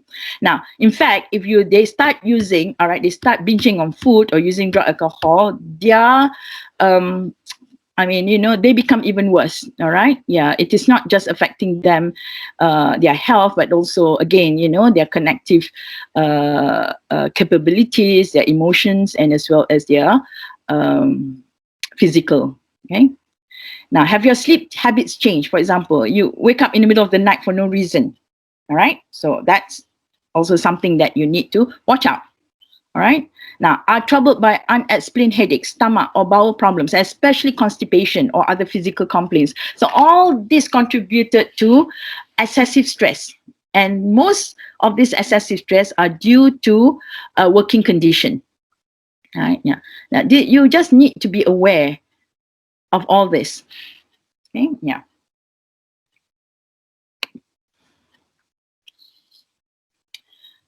Back to causes of job burnout. It's the same as your stress level. When you are overstressed, you lack control. All right. There is an unclear job expectations. All right. Yeah. Sometimes you're doing your job, but you don't really know at the end, what am I doing? What am I? That means you really don't know exactly who you are at work. What is your position and what is your function? All right. So, and because of that, you start to become confused. All right. You start overthinking, maybe, now, dysfunctional workplace dynamics. Now, this can happen. All right. Dysfunctional workplace dynamics is something that's got to do with the working environment. All right. Now, perhaps you work with an office bully. All right. Okay. Okay. Do you have an office bully at work? Sometimes it's not necessarily your boss, but it could be your supervisor or it could be your other colleague that takes advantage of you. All right. Because you are such a hardworking person. All right. So this can become something that's dysfunctional and makes you unhappy at work. All right. Is the workplace dynamics, for example. Okay. Sometimes you do a good job, but you are undermined by your colleagues. All right. Yeah. You have a colleagues that complain about your job. Okay. So this is not about the work itself, but it's also about the environment. All right. And you have people micromanage you, meaning that every little things they want to know. So you becomes unhappy, and not only that, you start to think about it all the time, worry about their reaction. All right. Okay. Let's not do that. All right. Remember, I told you, you have a choice and then you have an action. That means how you react is more important than how they act. Okay. Now, there's also what you call an extreme activity. Now, at workplace, there are two kind of activities. All right. Now, when you talk about extreme activities, your workplace can be so monotonous, very dull. That means there is no stimulation at work. All right. You come day in, day out, doing the same thing, it's the same thing. You're just not stimulated at all. That is one extreme. Now, the other extreme is when your workplace is so chaotic. You are required to do just about everything at work. All right. So become so chaotic, such a chaos at work that you really don't know exactly what you're supposed to do. You forget about your job function. All right. Because you are expected to do everything. All right. It's just so busy at work. And then again, possible cause of job burnout is you have work-life imbalance. You spend more time your work than other aspect of your life.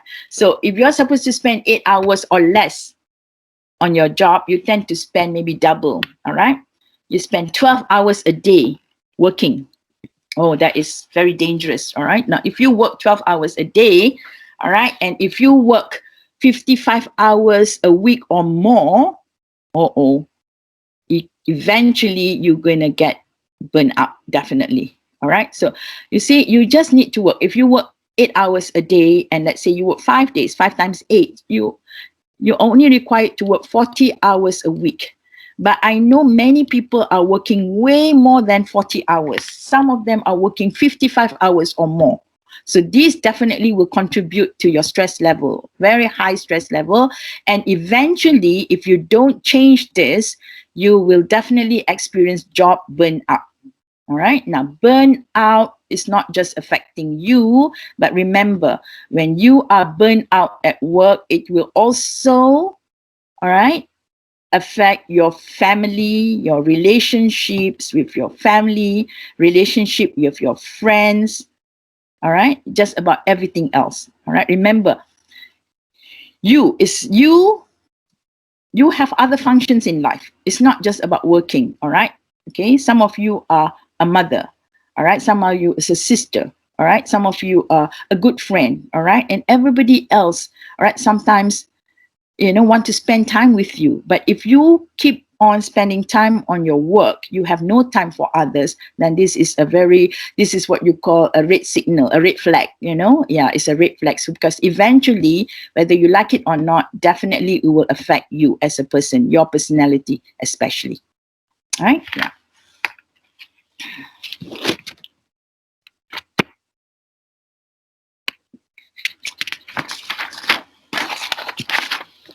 Right. Okay. Now, consequences of job burnout. All right. Now, consequences, it's the same thing with stress level, but this is excessive stress level to the point that you just cannot handle it anymore. You again tired. you're angry, you cannot sleep at night, all right? You feel sadness all the time, macam sayu hati for no reason, you know. Now, I use some of the Malay words, all right? Sayu hati for no reason, all right? Yeah, you get irritated by people's behavior, for example. You get irritated by your children when you come home, all right? You get irritated by your spouse's behavior as well, all right? And then you start to develop health problems, all right? You start to have heart disease, for example, all right? Now, remember, going back to what you call kiroshi, Kiroshi, kiroshi. Now, kiroshi is actually a condition where death by overwork, all right? Now, this death by overwork is not because you overwork and you die, all right? Death by overwork is because when you overwork, you start to develop your heart problems. You start to develop other illnesses like diabetes, for example, you know, you start to develop high blood pressure. And due to heart problems, diabetes, high blood pressure, sometimes it can eventually, you know, cause a serious health problems, and you are vulnerable to illnesses. And when you are vulnerable to illnesses, then, you know, your life will be affected, definitely, all right? Your life will be affected, all right? So think about it, you know, think about it in the long term. Is it worth it, all right, to spend so much time on your job, all right? Now, remember, all right, remember, when you are at work, all right, people appreciate you because you're doing the job, all right? People rely on you because you're a good worker, especially if you're hardworking. But as soon as you suffer from burnout, you become sick, you know, you get hospitalized, all right? Do they think of you? Yeah, they will talk about you, you know, poor thing, you know, he's ill and sick. But in many of your management mind, you already start thinking about a replacement, all right? That's it. Who is going to be spending time with you? Not your colleagues, not your boss, but your family. So please be kind to your family. Take care of yourself, right? So let's not experience burnout, all right? Do the best you can, but don't overdo it to the point that it affects your life, okay?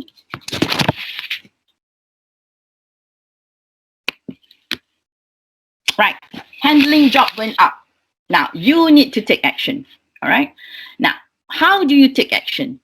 Okay, now what can you do to take action? Okay, you evaluate your options, all right? Now, see, you still have your work experience, you have your academic qualification, but if you are experiencing burnout, all right,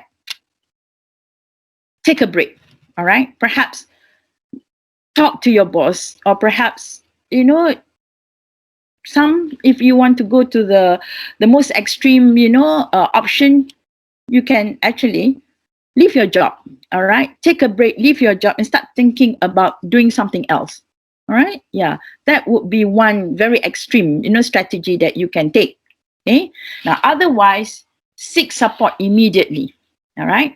Seek support immediately, meaning that you need support from your colleagues at work, or you need support from your friends and family, all right? Yeah, that's definitely share your challenges with them, all right? Ask for advice, listen to their advice, all right? But of course, the best thing is try a relaxing activity. Now, remember, okay, remember, function well, all right, you need to practice these 4 biggest habits of a healthy life. I know, maybe you know about it, but I'm just trying to remind you or make you again aware of the fact that the 4 biggest habits of a healthy life is getting enough sleep. That is so important. All right. For us, you need to get at least 6 hours, but best if you can get 8 hours of sleep a night. All right. Okay. Now start thinking about your sleeping pattern. Are you getting enough sleep? Okay. 1. Number 2 is to eat nutritious food. All right. Avoid junk food. Eat nutritious food and take supplements. All right. Supplements that help you to carry your job well. All right. Yeah. You know, nutritious food. All right. Fruits, vegetables, you know, the right protein and carb. All right. Okay. Now, number 3 is to get some exercise. For those of you who exercise regularly, all right, you find that you are more interested in what you do in life. if you exercise, especially if you do it every day, but not necessarily every day. If you can do 3 or 4 times a week, at least for 30 minutes, all right, that will be good enough. Now, you have so much toolkits now, you know, in your phone, you have everything there. You have the Pacer app where they can record how many steps you can walk a day, how many steps you have walked a day, or how many kilometers. Go for the distance. If you have not been doing some exercise, well, start immediately, start tomorrow. You start with just 1 kilometer a day, maybe just around nowadays, you're not allowed to go to the park and so on, right? But you're allowed to walk around your neighborhood, all right? Now, if you live in an apartment complex, for example, all right, get down, all right? Okay, get down and then just walk around the block. I mean, that's important. Even for 10 minutes, it will definitely change, you know, your brain activity if you exercise. All right, yeah. Get back. Exercise is so important that, you know, if you practice this habit, if you don't do it a day, you know, you become lost. Something is missing. All right. So, and finally, all right, which is what we have discussed today, is to be able to manage your stress. So I repeat, all right? 4 biggest habits of a healthy life is, number 1, to get enough sleep. Number 2, eat nutritious food, exercise, and manage your stress. All right? So if you practice all these 4, all right, I can guarantee you that you'll be able to face all challenges, all right, at the workplace, and also you become more resilient. Okay. But anyway, if the stress is just overwhelming, all right, and you know, even if you do mindful exercise, or if you meditate, even exercise, but you're still thinking about, you know, you're still confused and you're emotionally affected, or maybe mentally affected, and you're, you know, it becomes you have pains all over, backache and so on, all right, you definitely need to seek professional help. All right. Now, seeking professional help is either you see a counselor, for example, or you see psychiatrists, or you know, a psychologist, or even a doctor. Your panel doctor, for example. Start with your panel doctor and see what he says. All right. Yeah. So this job burnout is definitely the result of accumulated stress that you have been keeping. All right, and that you have been experiencing over the years. All right, and usually this job burnout is again about stress at work, right? Stress at work. So now that you are at home, for example, all right, now I don't have any more slides, but I'm just going to discuss a little bit about what you can do, all right, what you can do when you work from home, stress-free working from home, for example. I'm just giving you this talk, all right? So Umu, can I turn on the video? Sure you can. Can I? All right. Okay. Yeah. Okay. Can you see me? Okay. Now, stress-free working from home. Yeah. Stress-free working from home is, many of you are working from home. So number 1 is try to have a conducive area where you can do your work without distraction. All right. Like I say, if you can set up a table by the window, for example, you know, it's important because you can look outside, you know, get a little bit of break in between. All right. Now, the best thing to work is to set up your tasks first thing in the morning. All right. Yeah. A lot of, people who have been successful in life, for example, you know, there's even a book called Successful CEO. Usually they work very early. They start their day very early in the morning, as early as 5 a.m. in the morning, because that is when your brain works best. All right. And especially if you have a good night's sleep. Okay. If you have a good night's sleep. Now, you need to be flexible with your time. You are working from home, so no need to rush around. All right, be flexible with your time. All right, set out, for example, goals. So at the end of today, what am I supposed to finish? All right, have a notebook or an app notes to tell you by the end of the day, this is what I have to achieve. So therefore, you can be flexible with your time. After all, you're working from home. All right. Now, okay. So if you are flexible, you cannot overwork yourself. Set out expectation with your boss. Talk to, okay, this is what I can do today, and by the end of this week, this is what I can achieve. All right. So discuss this with your boss. All right. Discuss this with your supervisor. All right. Okay. Now, and please don't be hard on yourself.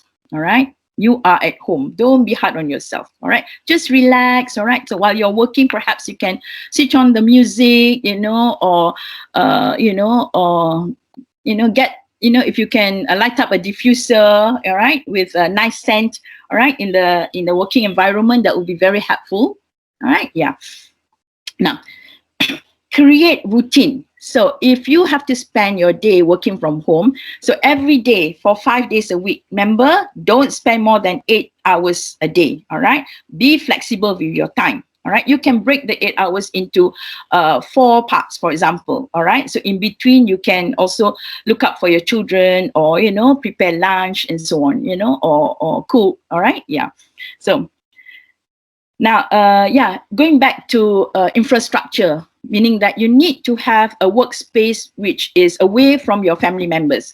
Now, I definitely understand for some of you live in an apartment with 2 or 3 rooms, therefore you don't have enough space. But maybe you can have a corner where you can work, and then you make known to your family, all right, your children especially, that Mama or Papa is going to do this from this time to this time, and then at 10 o'clock I will have a break, and then we can, eat breakfast or lunch together and something like that. All right. So there might be, if you have routine, your family members will understand your routine. If every day you don't have routine, then they become confused. They start to disturb you. All right. Yeah. Okay.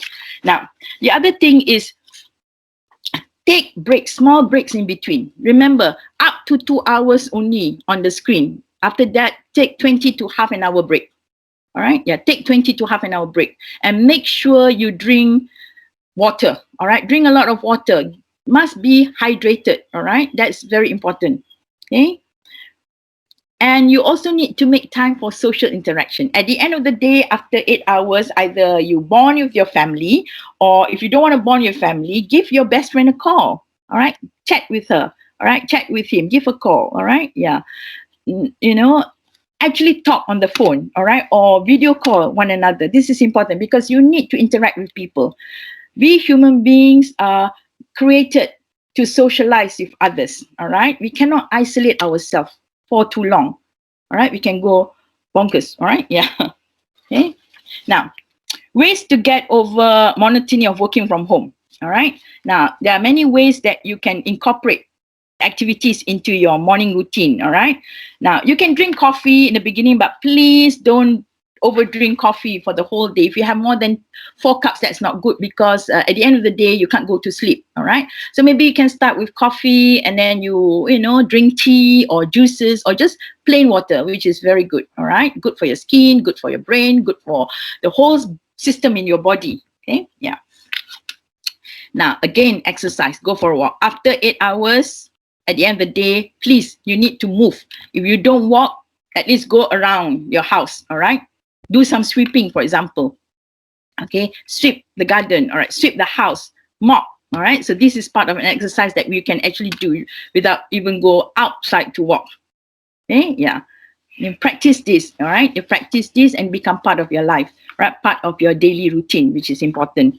Now, of course, you like I say, spiritually connected, the praying and so on is all part of taking a break from your work. All right. Yeah. Now, okay. Now, what else? Oh, yes. The other thing is important, which I think you also know because of the COVID-19 and so on.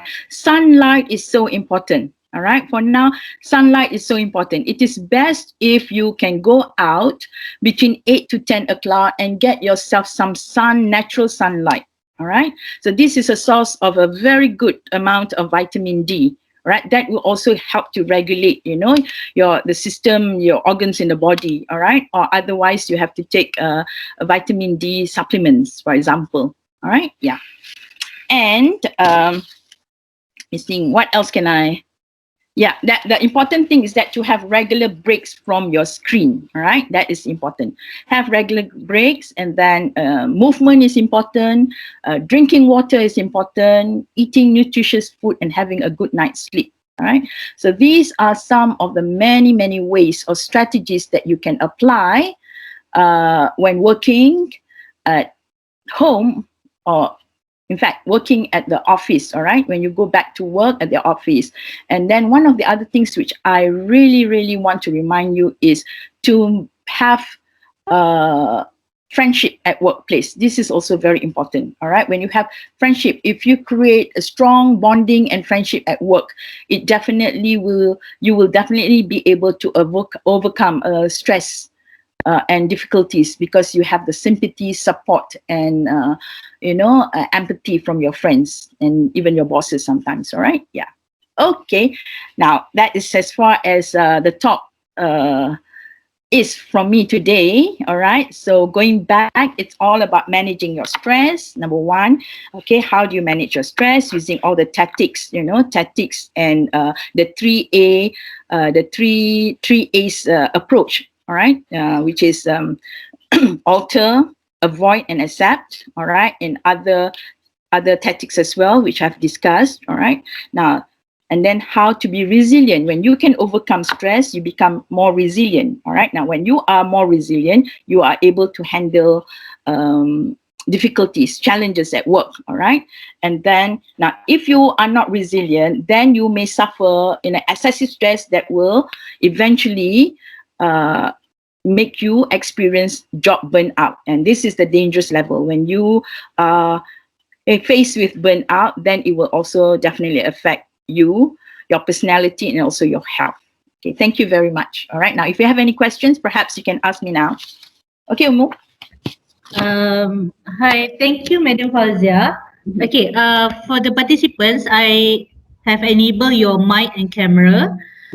Perhaps before we take some questions, is it okay for us to take a picture first? So whoever with camera, maybe you can on your camera and we take a group picture for everyone. Thank you. Wait.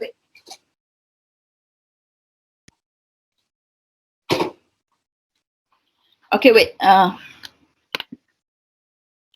Okay, can you see me? Yeah? Yes. Uh-huh. All right. Right. Beautiful as ever. Umu, please. It's true. Okay. Can we have more people, more participants, to on the video? Let's see all the happy faces after about 2 hours of 2 hours. Wow, managing 2 stress hours. and building resilience. Alright, Shida boleh bantu ke?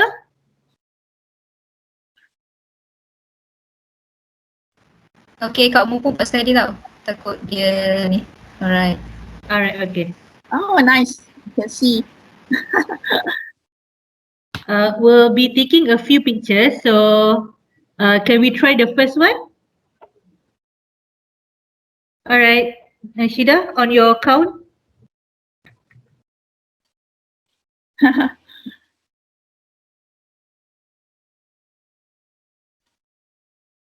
Alright, one. Sekejap. Alright, one. Okay, senyum semua. 1, 2, 3. Okay, jap.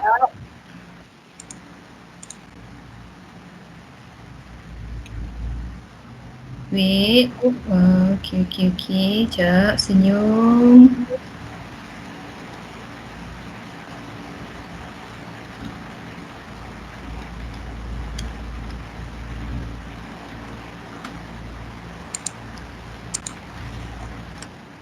Sekejap.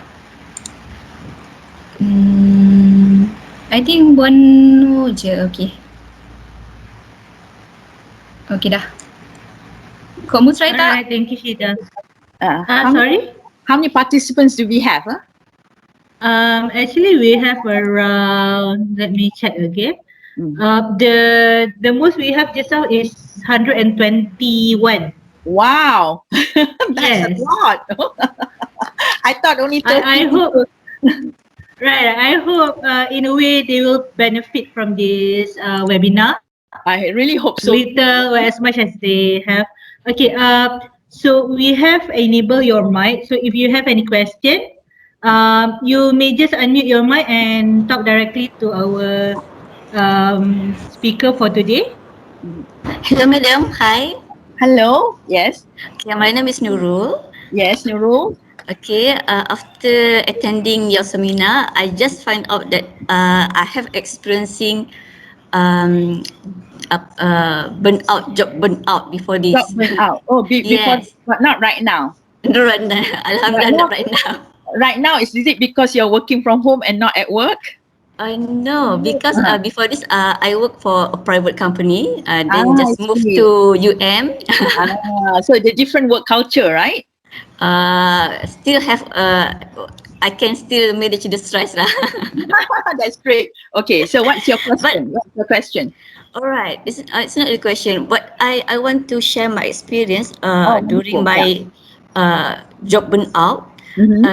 It's actually what you are presenting are very true.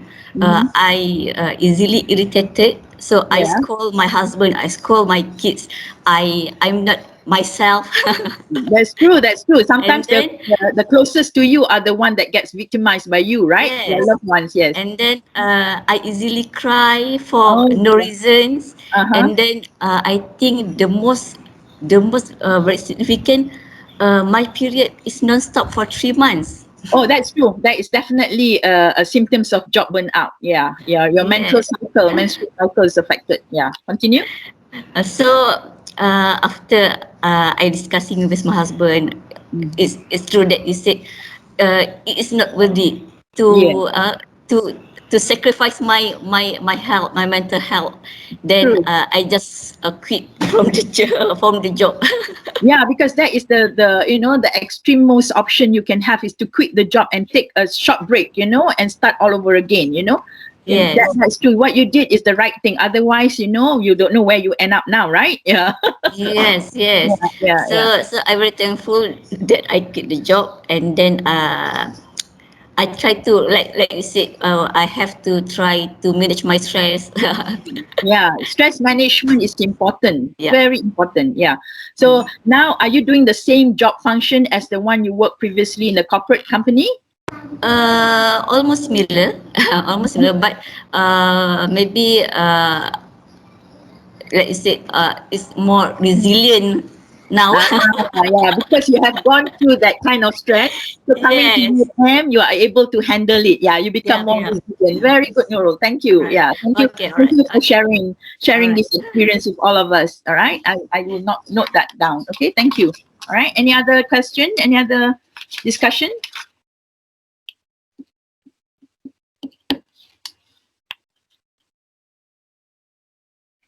Anyone else?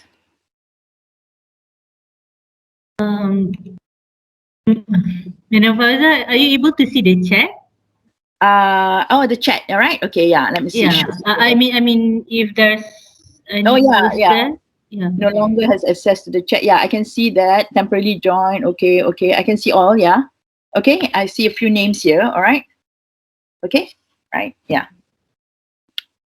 Anyone else would like to share their experience on, maybe ask some questions to our speaker?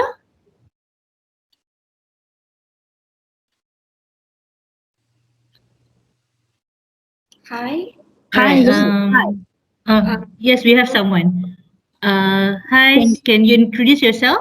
yeah. Yes, I am an academic. I am All right. from Faculty of Computer Science. Oh, computer science. All right. Yes. And what's your name? Vimala. Vimala. All right. Vimala Balakrishnan. Right. Yeah. Right. Yes. Yes. Vimala. Just want to highlight on what you mentioned just now about saying no. About saying no. Yes. Yes. Yes. Yeah. In my experience, saying no is a skill. Sometimes it's also a gift, and I don't have both of it. I know what you mean, yeah, Yes. yeah. But also, Vimala, I forgot to mention, sometimes you cannot say no also. It's not good to say no too, depending on the situation, right? Because it might also affect your maybe your job, your promotion perhaps, and so on. All right. So now you're saying to me that some people have the skill to say no, right? And you don't have that.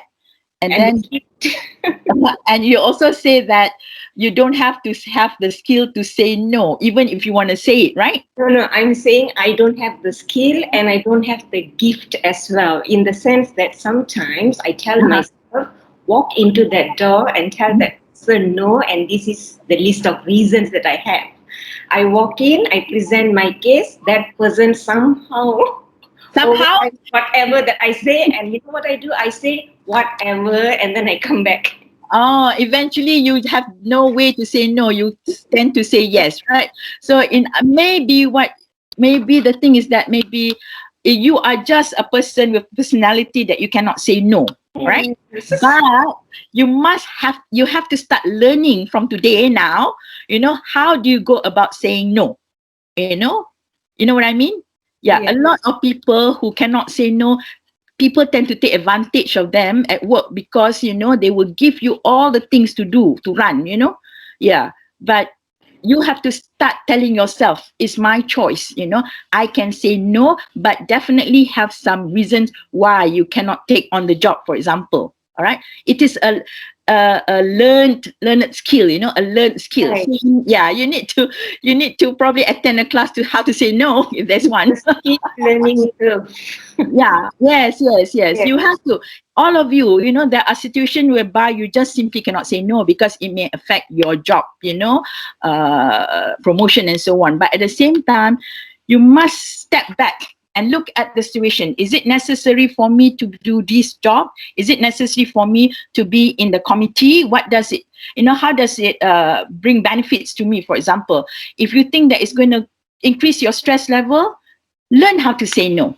That is really important. Even I couldn't say no. That's why I suffered job burnout, when I was 45, and that's when I left University Malaya. And in fact, even then, there was no KPI. It was just ISO. I already cannot take it. Yeah, you know what I mean? But then you learn as you learn to say no, and you learn where your stress level is and what trigger your stresses and so on. Then you realize, you are able to be in control, Vimala. Definitely. Thank you for the points. I do have another question, if you don't mind. Oh, of course. Go ahead. You mentioned just now not to micromanage when a task has been delegated. Yes. I find that extremely difficult to do because, according to my colleagues, their usual complaint when it comes to me is I am overly efficient. So you are personality type A, Vimala, right? Perfectionist and super efficient, right? So it's not that I was just joking, is it? I do delegate, but to me, I can accomplish in one day. I have to allocate 1 or 2 weeks to someone else, and even then, after that 2 weeks, sometimes I have to refine their work. So in the end, I pick up the slack and I tell myself, I might as well get it done. No, Vimala. I do that. Okay, Vimala, you are a very efficient person. Yes, you tend at the workplace, you have a super efficient person and super laid back person, right? And I'm sure there are some laid back people in your company, at work, in a university, right? But what you need to do is to meet halfway. All right, if you can, possible, you can micromanage, but you give them small deadlines. All right, not every day. All right, for example, if you need to get the job done by the end of the week, all right, by Wednesday, which is the hum day of the week, you can start to check on them. All right, but don't do it every day or every half a day, because sometimes, the more you micromanage, the more it will affect their work, their tasks. Definitely, to the point that let it be. After all, I'm going to wait for her to ask me when I'm going to give it. Right?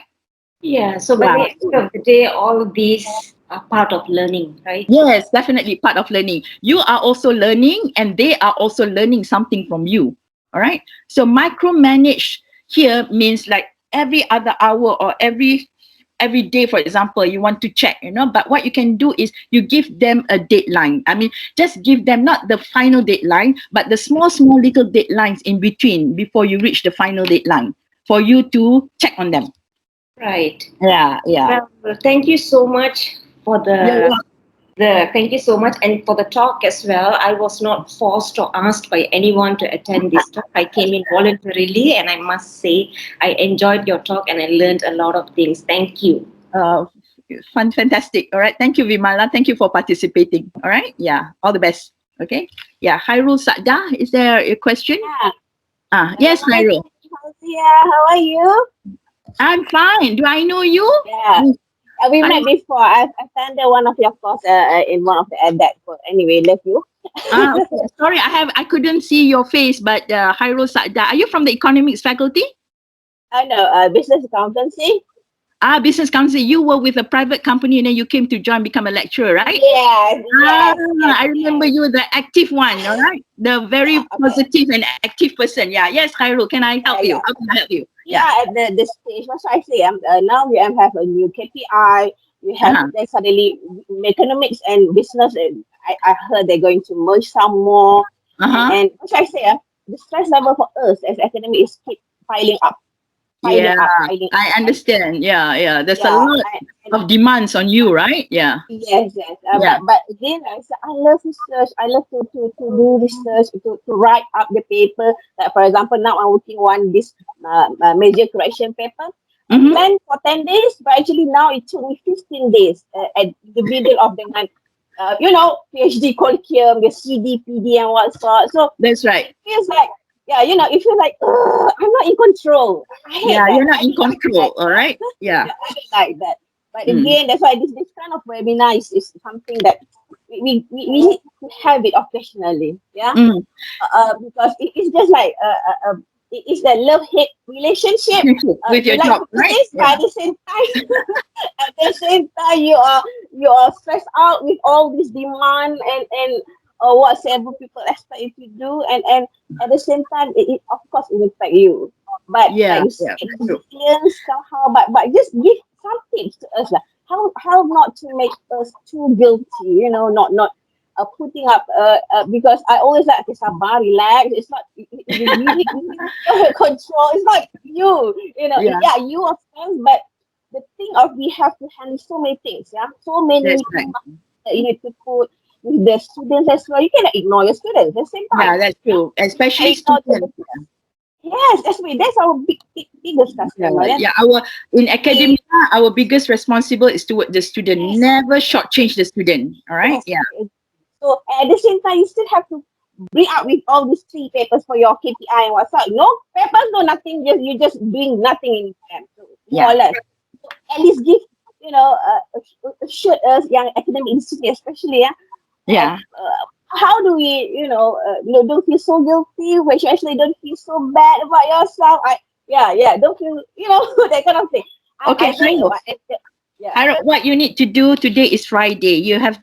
We've just discussed about managing stress. All right. Now, promise me tomorrow and Sunday you are not going to work at all. All right.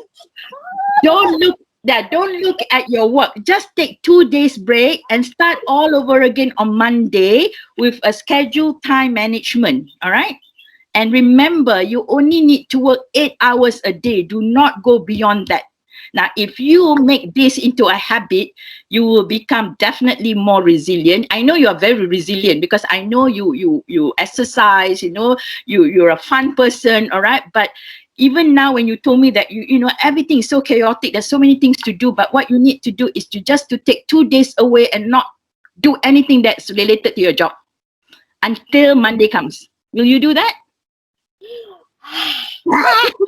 Saturday and Sunday normally I do more work. No, you shouldn't. Give yourself a break. You are only human. You're not a robot. All right. Now, sometimes you don't. You just need to do that just for 2 days. All right. Not even sacrifice.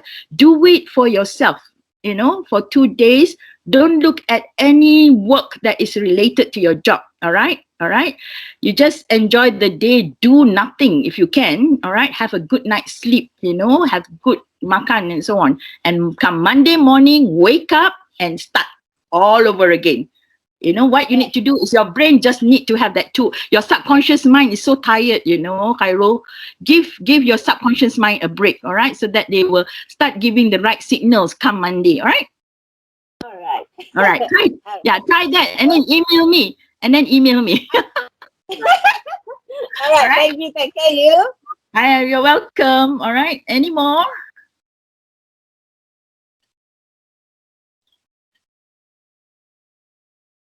Is there anyone? There's a question in the chat.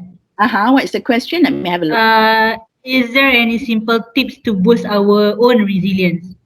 Maybe Oh, your personal tips, maybe? Okay. My personal tips to boost my own resilience is, like I say, what I do, what I practice ever since I quit my job and, and do something else, all right, is to make sure that I am physically, mentally, emotionally, and spiritually balanced. Meaning that spiritually, I make sure that I pray, for example, I think of God, all right, that's very important.